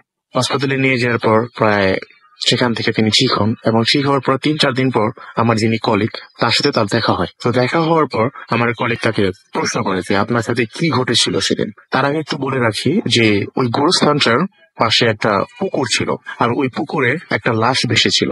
লাশটার অবস্থাটা এরকম ছিল রাসেল ভাই, মানে ভয়ানক ছিল, ভয়ানক অবস্থায় ছিল। মানে তার ফেসের, তার জিহ্বাটা বের হয়েছিল, এবং চোখ ছিল না, তার ভিতরে চোখ ছিল না। তো ওটা একটা লাশের অবস্থাটা এরকম ছিল আর কি, সেটা পুকুরের মধ্যে পড়া ছিল। যাই হোক, 3-4 দিন পর যখন দেখা হয় আমার কলিগের সাথে তার, তখন আমার কলিগ তাকে প্রশ্ন করে যে সেদিন রাত্রে আপনার সাথে কি হয়েছিল, আপনি কেন সেখানে এইভাবে কেন সেন্সলেস অবস্থায় শুয়েছিলেন। প্রথম ওই লোক আসলে কিছু বলতে চায় না ওকে, অনেক জড়াজড়ি করার পর তারপর তিনি সবকিছু অকপটে স্বীকার করেন। তিনি বলতে থাকেন যে আমি এবং আমার আরেকটা ফ্রেন্ড দুজনে মিলে কাফনের কাপড় চুরি করতাম। তা আমাদের পেশা ছিল এটাই, আমরা কাফনের কাপড়ে বিশেষ করে চুরি করতাম। নতুন কোনো কবর আসলে আমরা সবসময় চেষ্টা করতাম নতুন কবর ধরে তার কাফনের কাপড়টা নিয়ে যেয়ে আবার কবরটা লাগিয়ে দেওয়ার জন্য। তো বেশ কিছুদিন ধরেই আসলে এলাকাতে নতুন কোনো কবর আসতেছিল না কবরস্থানে। তো আমরা প্রায় প্রতিদিনই দেখতাম যে আসলে কবর আসতো না। তো একদিন আমার ফ্রেন্ড আমাকে বলে যে আজকে নতুন একটা কবর আসছে, তো তুমি এক কাজ করবা, রাত্রে তুমি তৈরি থেকো, আমি তোমাকে মধ্যরাতে ডাক দিব, পরে দুজনে মিলে যে খবর করে কাফনের কাপড়টা নিয়ে আসবো। তো রাসেল ভাই, যেই কথা সেই কাজ। ওই তার ফ্রেন্ড আসলে আসে রাত্রে, মধ্যরাত্রে আসে এবং তাকে ডাকে, তখন তিনি তার সাথে বের হয়ে যান। তো যিনি ঘটনাটা বলতেছিলেন আমার কলিগকে, তিনি প্রায় বলতেছিলেন যে আমি আমার ফ্রেন্ডকে বেশ কয়েকবার বলছি, দেখ আজকে আমার ভালো লাগতেছে না, কেন যেন একটু খারাপ লাগতেছে, সো না গেলে কি হয় না, হলে যে এতদিন পর এটা খবর আসছে, না গেলে কিভাবে হয়। তো সেদিন তারা বের হয়ে দেখলো যে আকাশের অবস্থা ছিল পূর্ণিমা ছিল, এই জন্য তাদের কোনো লাইট কিংবা কোনো আগুনের কোনো প্রয়োজন পড়ে নাই তাদের সাথে। তো তারা বললো হয়তো পূর্ণিমায় রয়েছে, তো কোনো লাইট নেওয়ার দরকার নাই, আমরা চুপি চুপি গিয়ে কাজটা শেষ করে চলে আসবো। আচ্ছা ঠিক আছে, তো সেই জন্য তারা মাটি খনন করার জন্য এর সাথে একটা কোদাল রাখে, এটা নিয়ে তারা যায়, দুজন মিলে যায় কবরস্থানে। তো যিনি ঘটনাটা বলতেছিলেন তিনি বললেন যে আসলে সেদিন কবরস্থানের গেটের ভিতরে ঢোকার পরই আমার খারাপ লাগতেছিল।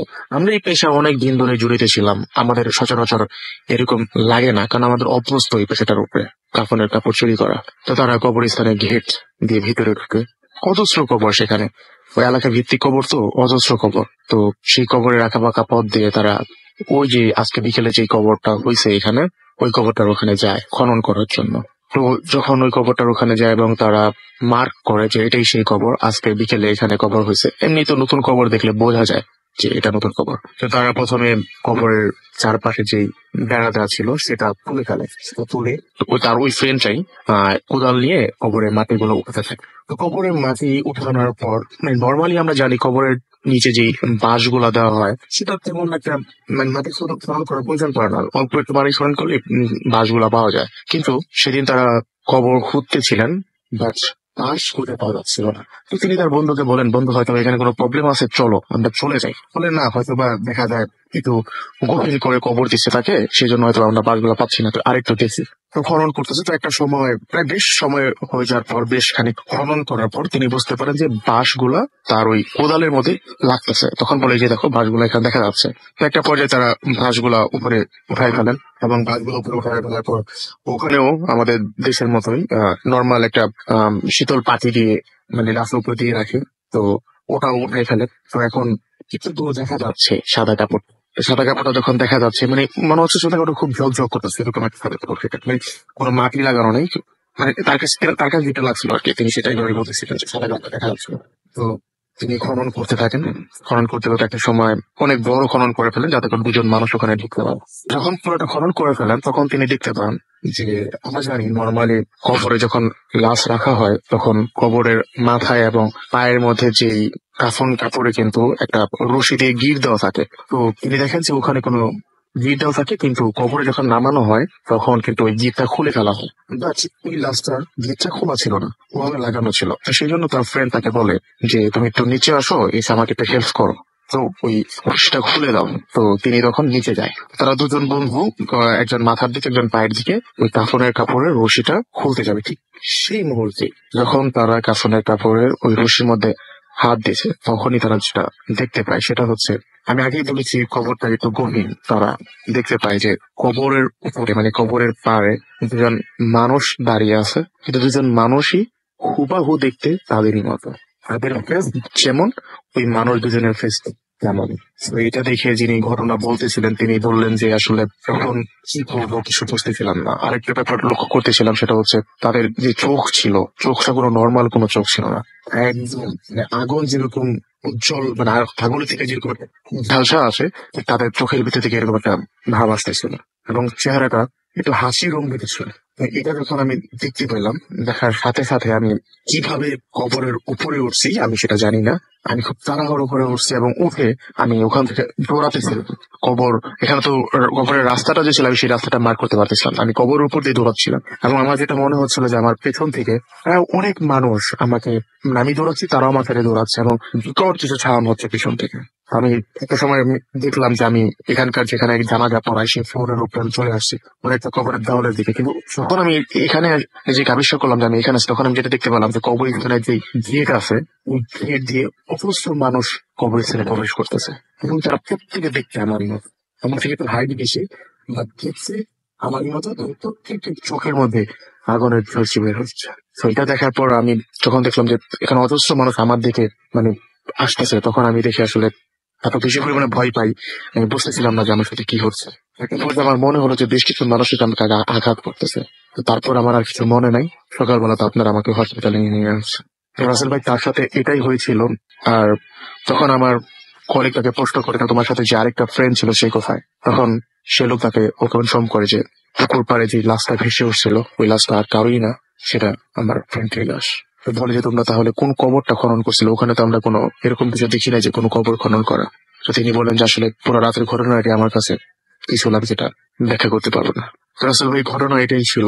আর পরবর্তীতে আমি আমার কলিগকে কিউরিওসিটি নিয়ে প্রশ্ন করি যে আসলে ওই লোকটাকে এখনো জীবিত আছেন নাকি তার সাথে তোমাকে এখনো দেখা হয়, তোমার দিকে তুমি যখন যাও তখন উনি আমাকে বলেন যে আসলে তার সাথে আমার সাথে দেখা হয়, বাট আমাদের ওখানে সবাই তাকে একটা নামে চিনে অমুক পাগল, মানে সে এখন পাগল হয়ে গেছে। So রাসেল ভাই, এটাই ছিল ঘটনা। আশা করি সবার ভালো লেগেছে।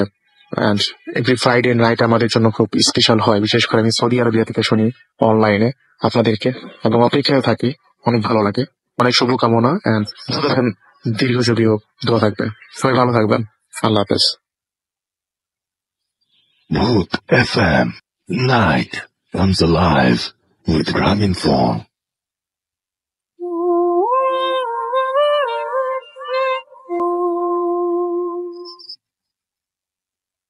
Yes, the night comes alive with Graminphone শুনছেন সবসময় রেডিও ফুর্তি FM এবং শুনছেন বিভিন্ন জায়গা থেকে যারা অ্যাপ দিয়ে শুনছেন বাংলাদেশের ভেতরে। তাদেরকে বলি যে আপনাদের আপনারা যদি গ্রামীণফোন ইউজার হন তাহলে তো কোনো কথাই নেই, কারণ আপনাদের স্পিডটা অনেক বেশি দরকার। গ্রামীণফোন নিয়ে এলো 4G। এখন গ্রামীণফোন গ্রাহকরা এই সুপার স্পিড 4G এক্সপেরিয়েন্স করতে জেনে নিন 3টি সহজ স্টেপ। আর সেই সহজ 3টি স্টেপ হচ্ছে আপনার বর্তমান 3G সিমটি আপগ্রেড করে নিন 4G সিমে, নিশ্চিত হয়ে নিন আপনার হ্যান্ডসেটটি 4G এনাবল কিনা, এবং সবশেষে হ্যান্ডসেটের নেটওয়ার্ক সেটিং এ গিয়ে 4G বা LTE সেট করে নিন। ব্যাস, এক্সপেরিয়েন্স করুন super speed Grameenphone 4G live চলুক জিপি স্পিডে। বিস্তারিত জানতে আপনি ভিজিট করতে পারেন graminphone.com। চলে যাব আমরা ঘটনায়, এবং আমাদের সাথে যারা ঘটনা নিয়ে আছেন তাদের কাছে তো যাবই, তবে তার আগে আপনারা যারা লিখছেন ফেসবুক পেজে তাদের কিছু লেখা কমেন্ট আমরা একটু পড়ে ফেলি। লাবিব মোল্লা আমাদের সঙ্গে আছেন ময়মনসিংহ থেকে। ইমন হোসেন জয়, অডিও ক্লিপটা সুপার ছিল। রাকিব আমাদের লিখেছেন বামুনডাঙ্গা থেকে এবং তিনি শুনছেন আমাদেরকে। আমাদের সঙ্গে আছেন মোহাম্মদ মোতাসিম বিল্লাহ ফাহিম আমাদের সঙ্গে আছেন দেখতে পাচ্ছি। এছাড়াও আবির খান আসিফ, এছাড়াও আছেন আমাদের সঙ্গে শরীফ মোহাম্মদ হৃদয় মিরপুর 11 থেকে শুনছেন। মোহাম্মদ আব্দুল্লাহ মেহেদি আমাদের সঙ্গে বলছেন যে এই কবরের গল্পটি খুব ভয় লেগেছে।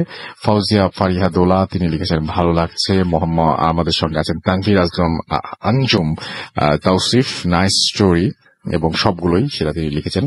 আমাদের সঙ্গে আছেন তোফায়েল আহমেদ এবং তিনি বলছেন যে কেন আমাদের যে কমেন্ট সেটা পড়া হচ্ছে না, যে পড়ে ফেলছি। দীপন সরকার আছেন, লাইভ শুনছেন তিনি। আমাদের সঙ্গে আছেন সাগর হাসদা এবং তিনি বলছেন যে ইমেলটা ভয়ের ছিল ভাই। আমাদের সঙ্গে আছেন দেখতে পাচ্ছি ইউসুফ রনি, এবং আমাদের সঙ্গে আছেন এমডি সাজিদুল ইসলাম আছেন আমাদের সঙ্গে দেখতে পাচ্ছি। এছাড়াও মোহাম্মদ মনিরুজ্জামান মনির, এবং আমাদের সঙ্গে আছেন রিমু, এবং তিনি রিমু ঘোষ, তিনি ইন্ডিয়া থেকে অ্যাপ দিয়ে শুনছেন, অনেক ভলিউম দিয়ে শুনছেন। আমাদের সঙ্গে আছেন দেখতে পাচ্ছি এছাড়াও এস এ রাজু, এবং তিনি হবিগঞ্জ থেকে শুনছেন। রিমু ঘোষের মতো আরো যারা শুনছেন দেশের বাইরে থেকে তারা আপলোড করতে পারেন আপনার ছবি, এবং আপনি যে শুনছেন সেটার জন্য। আমাদের সঙ্গে আছেন দেখতে পাচ্ছি SMD আদনান শহীদ, এবং আমাদের সঙ্গে তিনি লিখছেন যে ডক্টর আলিফ ভাইয়ের ঘটনা খুব ভালো লাগছে, সিলেট থেকে তিনি লিখছেন। এছাড়াও আমাদের সঙ্গে আরো অনেকেই আছেন। আমরা আবারও ফিরে আসবো আপনাদের মেসেজ নিয়ে। আপাতত চলে যাব ঘটনায়, এবং আপনার নামটা প্লিজ একটু বলবেন, তারপরে আপনি কোথা থেকে এসছেন সেটা শুনবো, এবং তারপরে আপনার ঘটনায় যাব আমরা। ওকে, সো প্রথমে শুনি আপনার নাম।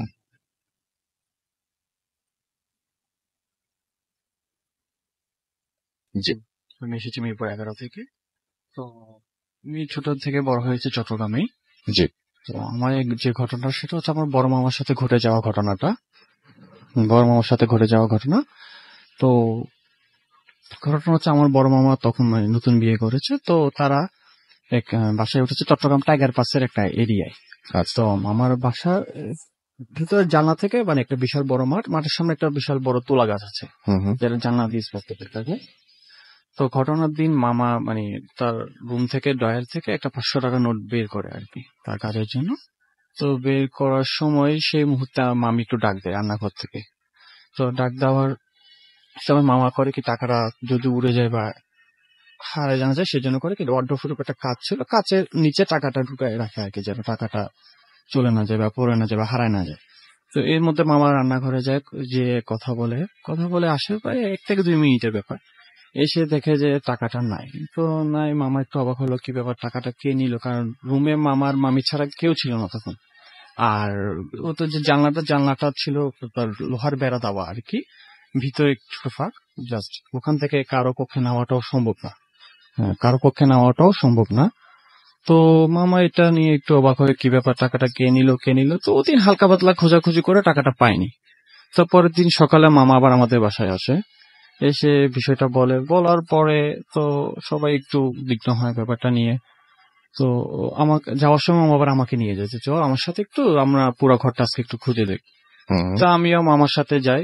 যাওয়ার পরে ঘর সব আমরা খুঁজি, মামার বক্স খাট, ওয়ার্ড্রপ, আলমারি খুঁজি, কিন্তু টাকাটা পাইনি। তো ওদিন রাতে আবার আমার নানু একটা স্বপ্ন দেখে। আমার নানু খুব ধার্মিক, নামাজ কালাম পড়তো। তো নানুকে একজন বলতেছে যে তোর বড় ছেলেকে চিন্তা করতে মানা কর, টাকাটা আমি নিয়েছি, আবার দিয়ে যাব। তো নানু আবার এটা খুব একটা আমলে নেয় না আর কি হয় না হয়, কি ব্যাপার, দেখছে স্বপ্ন দেখতেই পারে। তো যাই হোক, এরপর টাকাটা পাওয়া যায়নি। 6 মাস পর মামা আবার ওই ঘর চেঞ্জ করবে। তো এই সময় মামা আসবাবপত্র ঘুচানোর সময় যখন ওই মামার ওয়ার্ডরোবটা এই বিছানাটা বিছানাটা যখন মামা চেঞ্জ করে খুলতে যায়, তখন দেখে যে ওই বক্স খাটের নিচেই, জি বলেন, আপনি বলেন। হ্যাঁ, বক্স খাটের নিচেই টাকাটা। অথচ বক্স খাটটা আমি, আমার মামা, তারপরে মামি সহ পুরাটা খুঁজি, কিন্তু ওই সময় টাকাটা পাইনি, কিন্তু বক্স খাটে ওদিন পেয়েছি। তো ওইটা নিয়ে মামা আবার সরাসরি সাথে সাথে তখন আম্মুকে ফোন দেয়, আম্মুকে বলে জিনিসটা যে এরকম টাকাটা পেয়েছি, এই ব্যাপার। তো ওদিন রাতে আবার নানুকে স্বপ্ন দেখায় বলে যে তোকে না বলেছিলাম যে তোর ছেলেকে উদ্বিগ্ন হতে না, টাকাটা দিয়ে যাব। তো টাকাটা দিয়ে গেলাম, দরকার ছিল টাকাটা, এই জন্য নিয়েছিলাম, আমি ওই তুলা গাছটাতেই থাকি। তো এই ছিল ঘটনাটা আর কি। জিনিসটা সবার কাছে আসলে অবাক করার বিষয় ছিল যে টাকাটা কে নিল, আবার কে দিয়ে গেল, এটা আসলে পুরাটাই অজানা রয়ে গেল আর কি। ওকে, আমরা নেক্সট ঘটনায় যাব। Thank you so much. আমাদের সাথে আছেন মাহমুদুল হাসান দুলান এবং তিনি শুনছেন আমাদেরকে রিফাত, আমি ফুর্তির পেজ থেকে পড়ছি, রিফাত আল মমিন আমাদের সঙ্গে আছেন। আমাদের সঙ্গে আছেন MH মামুন, এছাড়াও আমাদের সঙ্গে আছেন মাহমুদ মুন্না, আছেন আমাদের সঙ্গে মোহাম্মদ আবির পাঠান, নেত্রকোনা থেকে তিনি আছেন আমাদের সঙ্গে আছেন। দেখতে পাচ্ছি MD রেশাদ খান বগুড়া থেকে আছেন তিনি আমাদের সঙ্গে আছেন। তানভীর আমাদের সঙ্গে আছেন, রকি রিফাত, এবং এছাড়াও রিয়েল সাদমান আমাদের সঙ্গে আছেন, তাফসিন আহমেদ আমাদের সঙ্গে আছেন দেখতে পাচ্ছি কাজী তারেক হাসান, এছাড়াও আছেন মোহাম্মদ মনির হোসাইন, রিয়েল সাদমান আমাদের সঙ্গে আছেন, মাহমুদ মুন্না আছেন আমাদের সঙ্গে আছেন ইমরান ইফতি, এছাড়াও আছেন তিনি কুমিল্লা থেকে MD মাইনুল হাফিজ বিজয় আমাদের সঙ্গে আছেন, নীরব হেলাল আমাদের সঙ্গে আছেন, মোজাম্মেল হক সিয়াম আমাদের সঙ্গে আছেন, মোহাম্মদ আবির আমাদের সঙ্গে আছেন দেখতে পাচ্ছি আরো অনেকেই, অল্ট্র আহাদ আছেন, রিদওয়ান আহমেদ, সুষময় আছেন আমাদের সঙ্গে, চর ফ্যাশন থেকে তিনি শুনছেন, MD অলি শেখ আমাদের সঙ্গে আছেন, তারা মেস থেকে শুনছেন সবাই একসঙ্গে আমাদের সঙ্গে আছেন দেখতে পাচ্ছি। রাহিমুল ইসলাম হিমু, তিনি অ্যাপ দিয়ে শুনছেন, রিয়াল আছেন আমাদের সঙ্গে আছেন দেখতে পাচ্ছি, F ফায়াদ সিয়াম আমাদের সঙ্গে আছেন, রবিন রানা সহ আরো অনেকে। তো চলে যাবো আমাদের পরবর্তী ঘটনায়। আপনার নামটা প্লিজ একটু বলবেন, তারপর আপনার ঘটনায় যাব। ওকে, first of all thank you Rasel ভাই। আমি সাকিব, কাম ফ্রম খিলখিল নিকুঞ্জ 2। রাসেল ভাই আজকে যে স্ট্রিটে শেয়ার করবো, এই স্ট্রিট হচ্ছে কালেক্ট করার স্টোরি। তো যার স্ট্রিটে বলছি তার নাম হচ্ছে তোফায়েল খান। ও হচ্ছে বর্তমানে আছে হচ্ছে কুমিল্লা ডিস্ট্রিক্টে। তো সরাসরি স্টোরিতে হয়ে যাচ্ছি। তো ওর ছোটবেলাটা কাটে হচ্ছে কুমিল্লার একটা গ্রামের বাড়িতে। তো সে ছোটবেলা থেকে খুবই ছিল, দুরন্ত ছিল। তো তারপরে সে একটা স্কুলে ভর্তি হয়। তো স্কুলে ভর্তি হওয়ার পর সে দেখা যাচ্ছে যে বাড়ি থেকে কয়দিন ক্লাস করতো। ক্লাস করার পর এট দ্য টাইম তার মনে হলো যে আসলে বাড়ি থেকে তার জন্য টাফ হচ্ছে ক্লাস করাটা। স্কুলে একটা হচ্ছে হোস্টেল ছিল। তো বাড়িতে রিকোয়েস্ট করার পর বলে যে আমাকে এই হোস্টেলে দেয়া হোক, আমি হোস্টেলে থাকবো। তারপর বাসা থেকে তার হচ্ছে বাবা মা হোস্টেলে তাকে ওখানে রাখে। তো প্রথম যেদিন সে ওখানে যখন শিফট করে তো সবকিছু নর্মালে ছিল। দেন হচ্ছে সেকেন্ড নাইটের ঘটনা বলি। সে সামার সিজন ছিল, তো ওই জন্য দেখা যাচ্ছে যে একটু গরম ছিল। তো গ্রামের স্কুলগুলোতে হয়তো যে সবসময় ইলেকট্রিসিটি একটু প্রবলেমই থাকতো। সে উইন্ডোজ গুলো ওপেন করে দিয়ে সে মোমের আলোতে পড়াশোনা করতেছিল। তো হঠাৎ দেখা গেল যে হোস্টেলে একটা রুল ছিল 10টার মধ্যে কেউ বাইরে যেতে পারবে না। তো তারপরে সে জানালার ওই পাশ থেকেই শুনতে পাচ্ছে যে কেউ একজন রান করছে। তো লাইক যখন দেখা যায় যে কেউ রান করলে যে তার একটা আওয়াজ হয়, শব্দ হয়, তো এই শব্দটা সে শুনতে পাচ্ছিল। তো সে একটু ভাবলো যে এত রাতে আবার হোস্টেল থেকে কে বার হয়েছে, এখানে তো রুলস আছে 10টার পর কেউ বাইরে যেতে পারবে না। তো তারপরে সে ফার্স্ট নাইট যেহেতু, তখন সে একটু মানে ওটা নিয়ে মাথা না ঘামায়, সে তার পড়াশোনা শেষ করে সেদিন একটু শুয়ে পড়ে। তো সকালবেলা সে গার্ড মামাকে জিজ্ঞাসা করে যাচ্ছে, মামা রাতে কে দৌড়াদৌড়ি করে? তা বলে, মামা আসলে রাতে কে দৌড়াদৌড়ি করে এটা তো আমি বলতে পারবো না, কিন্তু আমাদের হোস্টেলে কেউ নাই, তুমি শিওর থাকো। তো তারপরে নাইটে, তো 3-4 দিন থেকেই ছিল, নর্মাল ছিল এনভায়রনমেন্ট। তো তারপরের একদিন নাইটের ঘটনা বলি, সে একই সেম শব্দ মানে রান করছে, এই শব্দটা শুনতে পাচ্ছে। তো তারপরে সে একটু কিউরিয়াস হয়ে ভাবে যে না আসলে এটা দেখতেই হবে আসলে কি।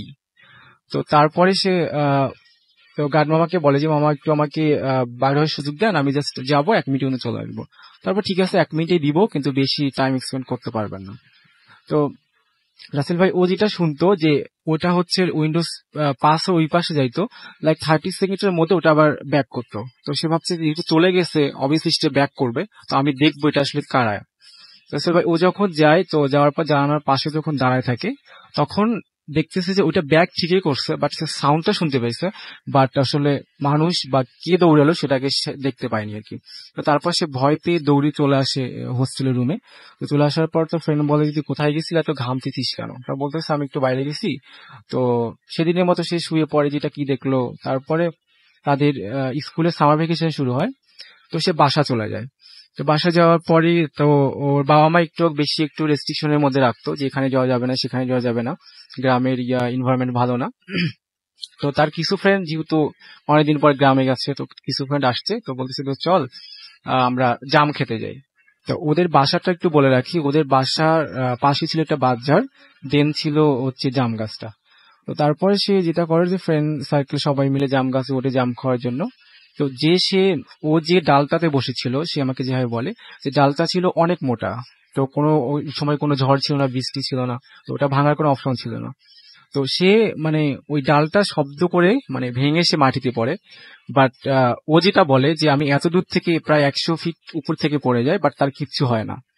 তো কিছু হয় না, তখন এটা অস্বাভাবিক লাগে আমার কাছেও। তো তারপরে হচ্ছে যে ওর মা আসে, এসে বকাবকি করে যে তুমি ভর দুপুরে কেন গাছে উঠছো, এই জায়গাটা ভালো না। 100 ফিটও পড়তে? জি জি। আচ্ছা, তারপরে হচ্ছে যে তারপরে হচ্ছে যেটা যে ও বাবা মা নিয়ে আসে বাসায়। তো নিয়ে আসার পরে বলে যে তুমি এখানে যাবে না, পসিবল না, যে হোক আপনি বলেন পসিবল না। হ্যাঁ, তারপরে বলেন জি। আচ্ছা আচ্ছা ঠিক আছে, হয়তো 10 ফিট হবে। ওকে, 10 ফিট হবে মেবি, সরি। তো তারপরে যেটা হয় যে বাবা মাকে নিয়ে আসে, তো নিয়ে আসার পরে যেটা বলে যে ওই জায়গাটা তুমি যাবা না, ওই জায়গাটা আসলে ভালো না। তো তারপর সেদিনের মতো যায়, সে রুমে আসে। তো সে ইয়াগুলো ভাবতে থাকে যে আমার সাথে কি ঘটতেছে বা কেন ঘটতেছে, সেটা আসলে সে বুঝতে পারে না। তারপর একদিন সন্ধ্যার সময় তার কিছু ফ্রেন্ড আসে, বলে যে চলো আমরা একটু বাইরে থেকে ঘুরে আসি। তো যখন সে ঘুরতে যায়, তো ওদের একটা পুকুর পাড় ছিল, তো পুকুর পাড় চারিদিকে অনেক তাল গাছ ছিল আর কি। তো ওইখানে সন্ধ্যার আগে আগে তারা বসে আছে। তো ও পুকুরের মাঝখানে যেটা একটা জিনিস দেখে, যে আপনার হচ্ছে যে একটা মানে গ্রামের যেটা হয় যে পুকুরের মাঝখানে হচ্ছে যে মানে যাতে ভয় পায়, যাতে মাছ চুরি করতে আসলে যাতে ভয় পায়, এই জন্য কিছু একটা ওখানে দেয়া হতো আর কি। তো ওই ভাবছে ওটা কাকতাড়ুয়া টাইপের হবে কিছু। তো ও যেটা দেখে যে জাস্ট দুটো চোখ আপনার হচ্ছে রেড কালার, এন্ড ও যেটা বলেছে রেড কালার দুটো চোখ ওর দিকে জল তাকিয়ে আছে। তো ওর ফ্রেন্ডকে বলে যেটা আসলে কি। ওর ফ্রেন্ড বলে আমরা তো কিছু দেখতে পাচ্ছি না। তো পরবর্তীতে ও যেহেতু এত কিছু দেখতেছে, পরে ওর মা বলে যে ভালো একটা কবিরাজকে দেখাবে।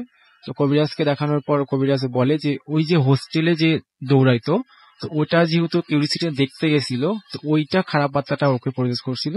তো তারপর থেকে ওকে বিভিন্নভাবে ডিস্টার্ব করতো। অনেক ধন্যবাদ আপনাকে অনেক ধন্যবাদ। আমরা একটা বড় ঘটনায় যাবো এবং ঘটনাটি ইমেল করা, আমি জানি না কেমন লাগবে। ঘটনাটি আমি অনেকক্ষণ ধরেই ভাবছিলাম আপনাদের সাথে শেয়ার করবো কিনা, কিন্তু শেয়ার না করেও পারছি না। আমার কাছে মনে হচ্ছে যে কারো কারো হয়তো ভালো লাগতেও পারে, আমি কিন্তু শিওর না। পড়ছি। নমস্কার রাসেল ভাই, আমার নাম কল্লোল, আমি ইন্ডিয়ায় থাকি, আমি পেশায় ব্যবসায়ী। আজ আমি যে ঘটনাটা আপনাদের সাথে শেয়ার করব সেটি কোনো গল্প নয়, সত্য ঘটনা, এমনকি খবরের কাগজে তার উল্লেখ ছিল। ঘটনাটি 1990 সালের। তখন মোবাইল ফোন ব্যবহার করতো না, এবং সাধারণ মানুষ টেলিফোনেই কাজ চালিয়ে নিত। ফ্রেন্ডশিপ ক্লাবের প্রচলন ছিল সবেমাত্র এসেছে, মানে কোনো ব্যক্তি যদি নিজে একাকিত্ব কাটানোর জন্য কথা বলে টাইম পাস করতে চাইতেন তা অনায়াসে করা যেত তখন, অল্প কিছু টেলিফোন বিলের মাধ্যমে। তো আপনি ভাবছেন এই তথ্যটা আমি কেন দিলাম, আমি সেটা ঘটনার শেষে বলবো। যাই হোক, আমি এবার আসল ঘটনায় আসছি। ঘটনাটি এক দাদার কাছ থেকে পাওয়া, এবং আমাকে ক্ষমা করবেন, ওনার নাম প্রকাশ করতে আমি অক্ষম। আমি ঘটনাটি ওনার মতো করেই বলছি। তাহলে শুরু করছি। আমি তখন সদ্য স্কুল ফাইনাল দিয়ে পরীক্ষা দিয়ে ঘরে বসে আছি। কাজের মধ্যে শুধুমাত্র ক্যারাম খেলা, বন্ধুদের সাথে আড্ডা দেওয়া, আর কখনো ভালো রেস্টুরেন্টে খাওয়া দাওয়া করা, সিনেমা দেখা, এই আর কি। আর বিশেষ কিছু কাজ আমার তখন ছিল না। আমার বন্ধু, আমরা একই সঙ্গে থাকতাম, অনিবার্য কারণে কারো নাম বলতে পারছি না। প্রতিদিনের মতো আমরা সকলেই পাড়ার মোড়ে বসে আড্ডা দিচ্ছি। হঠাৎই খবর পেলাম সামনে হাসপাতালে একটা রোগী এসেছে, তাকে দেখতে মানুষের ভিড় করছে। কানাঘুষাতে শুনতে পারলাম যে একটি মেয়ে ভর্তি হয়েছে হাসপাতালে, যার কিনা এক রাতের মধ্যে সারা মাথার চুল সাদা হয়ে গেছে।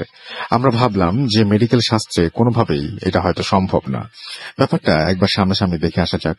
যথারীতি আমরা 3 জন প্রস্তুতি নিলাম এবং হাসপাতালে গিয়ে দেখলাম প্রচুর ভিড়, পাড়ার সবাই এসেছে, পুলিশ, প্রেস, মিডিয়া সবাই ছিল সেখানে। আমাদের ভিড় ছেলে আমরা রোগীকে দেখা সম্ভব হয়ে উঠল না।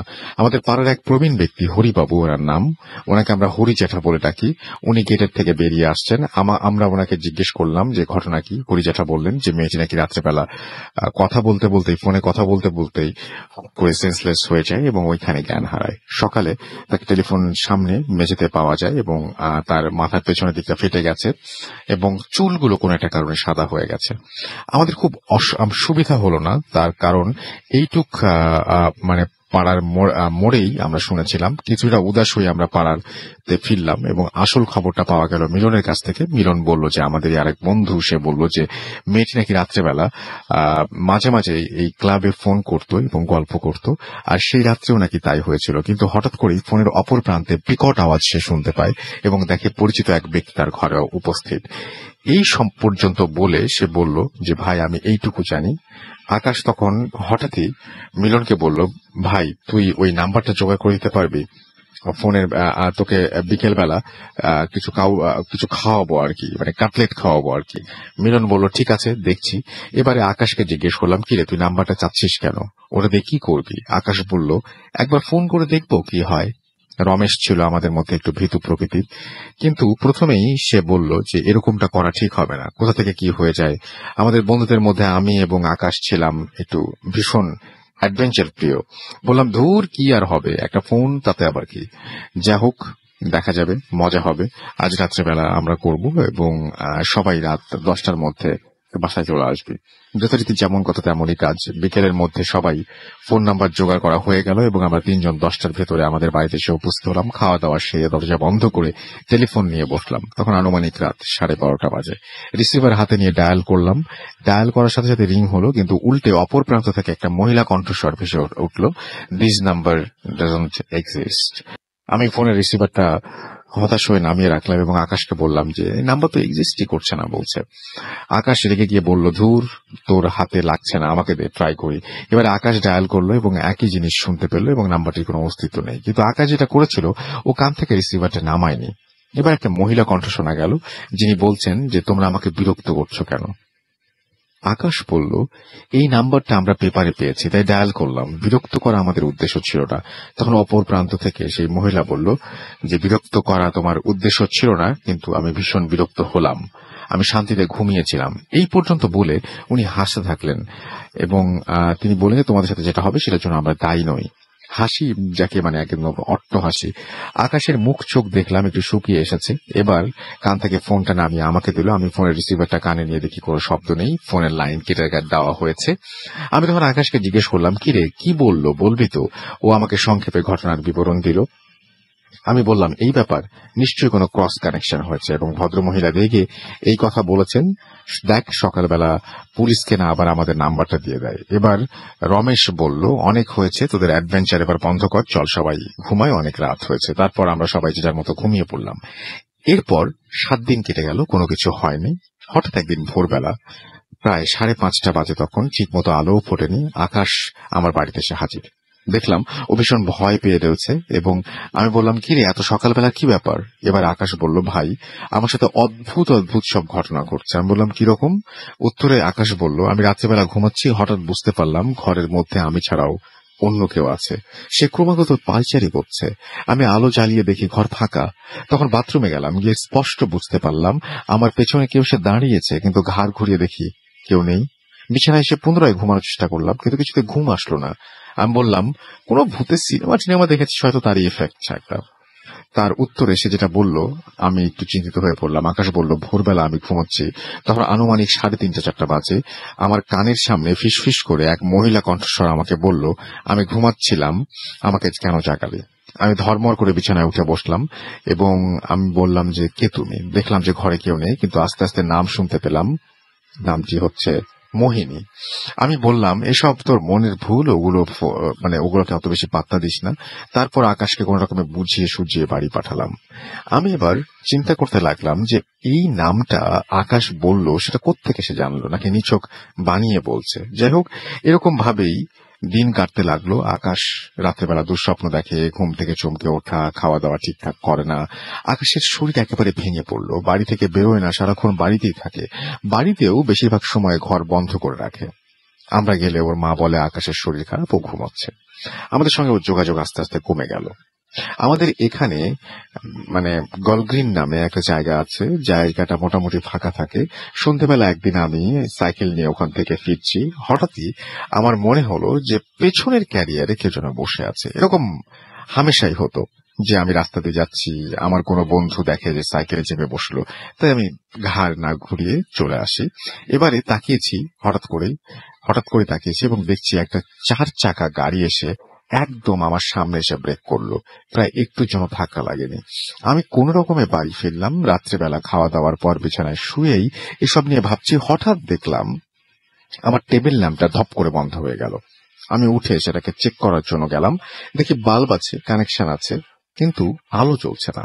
হঠাৎই আমার মনে হলো, যাই পাশের রুম থেকে একটা বাল্ব নিয়ে লাগিয়ে দিই। এই বলে আমি পাশের রুমে গিয়েছি এবং আলো জ্বলে উঠলো। আমি ভাবলাম ঠিকই আছে, ভালোই আছে সবকিছু। তারপর আমি বাথরুমে গেলাম। বাথরুম সেরে যখন আয়নার সামনে দাঁড়িয়ে চোখে মুখে জল দিচ্ছি, তখন দেখলাম আয়নার কাঁচটা যেন ঝাপসা, ঠিক যেরকম শীতকালে হয়। আর সেখানে লেখা রয়েছে মোহিনী। নামটা দেখার সাথে সাথেই আমার মাথা আর কাজ করছিল না। আমি তখনই এসে আকাশকে ফোন করলাম। রিং হচ্ছে অপর প্রান্তে, ফোনটা কেউ ধরছে না। ফোনটা বেজে বেজে বন্ধ হয়ে গেল। একটা মহিলা কণ্ঠ হঠাৎই বলে উঠল, আমাকে তোমরা কেন বিরক্ত করছো? আমি তো ঘুমাচ্ছিলাম, আমাকে কেন জাগালে? তৎক্ষণাৎ আমার হাত থেকে ফোনটা পড়ে গেল। সেদিন রাতে আর আতঙ্কে ঘুমাতে পারলাম না। পরের দিন সকালবেলা উঠে ভাবলাম যে বাড়ির বড়দের ব্যাপারটা জানাতে হবে, কিন্তু আমি বুঝতে পারিনি ততক্ষণে অনেক দেরি হয়ে গেছে। সকাল হতেই মা আমাকে বললেন, তুই এক্ষুনি আকাশদের বাড়িতে যা, আকাশের শরীর খুব খারাপ। আমি সঙ্গে সঙ্গে বাড়ি থেকে বেরিয়ে আকাশদের বাড়ি গেলাম এবং শুনলাম আকাশ মারা গেছে। সকালবেলা বাথরুমে আকাশের বডি উদ্ধার করা হয়েছে। গলায় 4 আঙ্গুলের দাগ এবং চোখটা উল্টে গেছে, চোখের নিচে রক্ত জমে লাল হয়ে আছে। আকাশের বাড়িতে ওর বাবা মা ছাড়া কেউ থাকে না, আর বাবা মা নিজের সন্তানকে খুন করবে এটা হতেই পারে না। তাহলে কি হলো, আকাশের প্রাণটা কিভাবে গেল? আমি এসব নিয়ে ভাবছি। হঠাৎ দেখি আমার পাশে রমেশ। খবর পেয়ে সেও এসে হাজির হয়েছে। রমেশ আমাকে ফিসফিস করে বলল, ফোনের ব্যাপারটা কাউকে কিছু বলিস না, আমরা কিছুই জানি না, পুলিশ জিজ্ঞেস করলে এই কথাই বলবি। আমি বললাম, মানে? রমেশ বলল, মানে কিছু না, কখনো ডার্ক এনার্জি নিয়ে খেলতে যাওয়া ঠিক না। দেখলি তো আকাশের কি হলো, তুই জানিস 7 দিন ধরে আমার সাথে কি ঘটনা ঘটছে। আমি গোটা ব্যাপারটা ইগনোর করে গিয়েছি, তাই আমার কিছু হয়নি। আমি বললাম, তোর সাথে আবার কি হয়েছে? তখন রমেশ বলল যে আমার ঘরে বিভিন্ন জায়গায় আমি মোহিনী নামটি লেখা দেখি এবং আমি বাথরুমে আয়নায় যখন মুখ দেখতাম তখন অন্য কারো রিফ্লেকশন দেখতে পেতাম। কার রিফ্লেকশন? কোনো মানুষের। তাতে রমেশ বলল, একটি মেয়ের। ঠিকই বিভৎস চেহারা ভাই, আমি তোকে ভাষায় বর্ণনা করতে পারবো না। যাই হোক, আমি পুরো ব্যাপারটা ইগনোর করে চলে আসতাম। ব্যাপারটা মনে করতাম কিছুই হয়নি, মনে করতাম যে আমার মন আমার সাথে খেলছে। আমি রাতের পর রাত জেগে থাকতাম, কানে হেডফোন দিয়ে ওয়াকম্যান দিয়ে গান শুনতাম। স্পষ্ট বুঝতে পারতাম মাথার সামনের জানালায় কেউ অনবরত টোকা দিচ্ছে। প্রতিদিনই ফোনটা বেজে উঠত এবং একটা খুব হিসিং ভয়েসে কেউ শুধু তার নামটা বলতো, যে নামটি না ছিল মোহিনী। এই ছিল তাদের জবানবন্দি। এবারে সংক্ষেপে আমি আমি প্রথমে সাসপেন্সটা ক্রিয়েট করেছিলাম এবং রিভিল করছি। পেপারে একটা নিউজ বেরিয়েছিল অনেক বছর আগে এবং তাতে একটা এরকম ধরনের ঘটনা ছিল এবং ইন্টারনেট ব্লগে রিসার্চ করে আপনারা দেখতে পারেন। এই ছিল ঘটনা এবং আমি ধারণা করছি যে ঘটনাটি আপনি ঠিক মতো লিখেছেন এবং এই ঘটনাটি যা আপনি ঠিক জায়গায় শুনেছেন এবং এই ঘটনা যদি সত্যি হয়ে থাকে তাহলে খুবই অদ্ভুত ব্যাপার এবং খুবই আশ্চর্যজনক একটা ঘটনা। অন দ্যাট নোট আমরা চলে যাবো একটা ছোট্ট বিরতিতে। বিরতির পরে আবারও ফিরে আসবো। সেই পর্যন্ত আশা করছি আমার সঙ্গেই থাকবেন। স্টে টিউন টু রেডিও ফুর্তি, রেডিও এফএম এন্ড জো ফুর্তি FM, the night comes alive with Gramophone.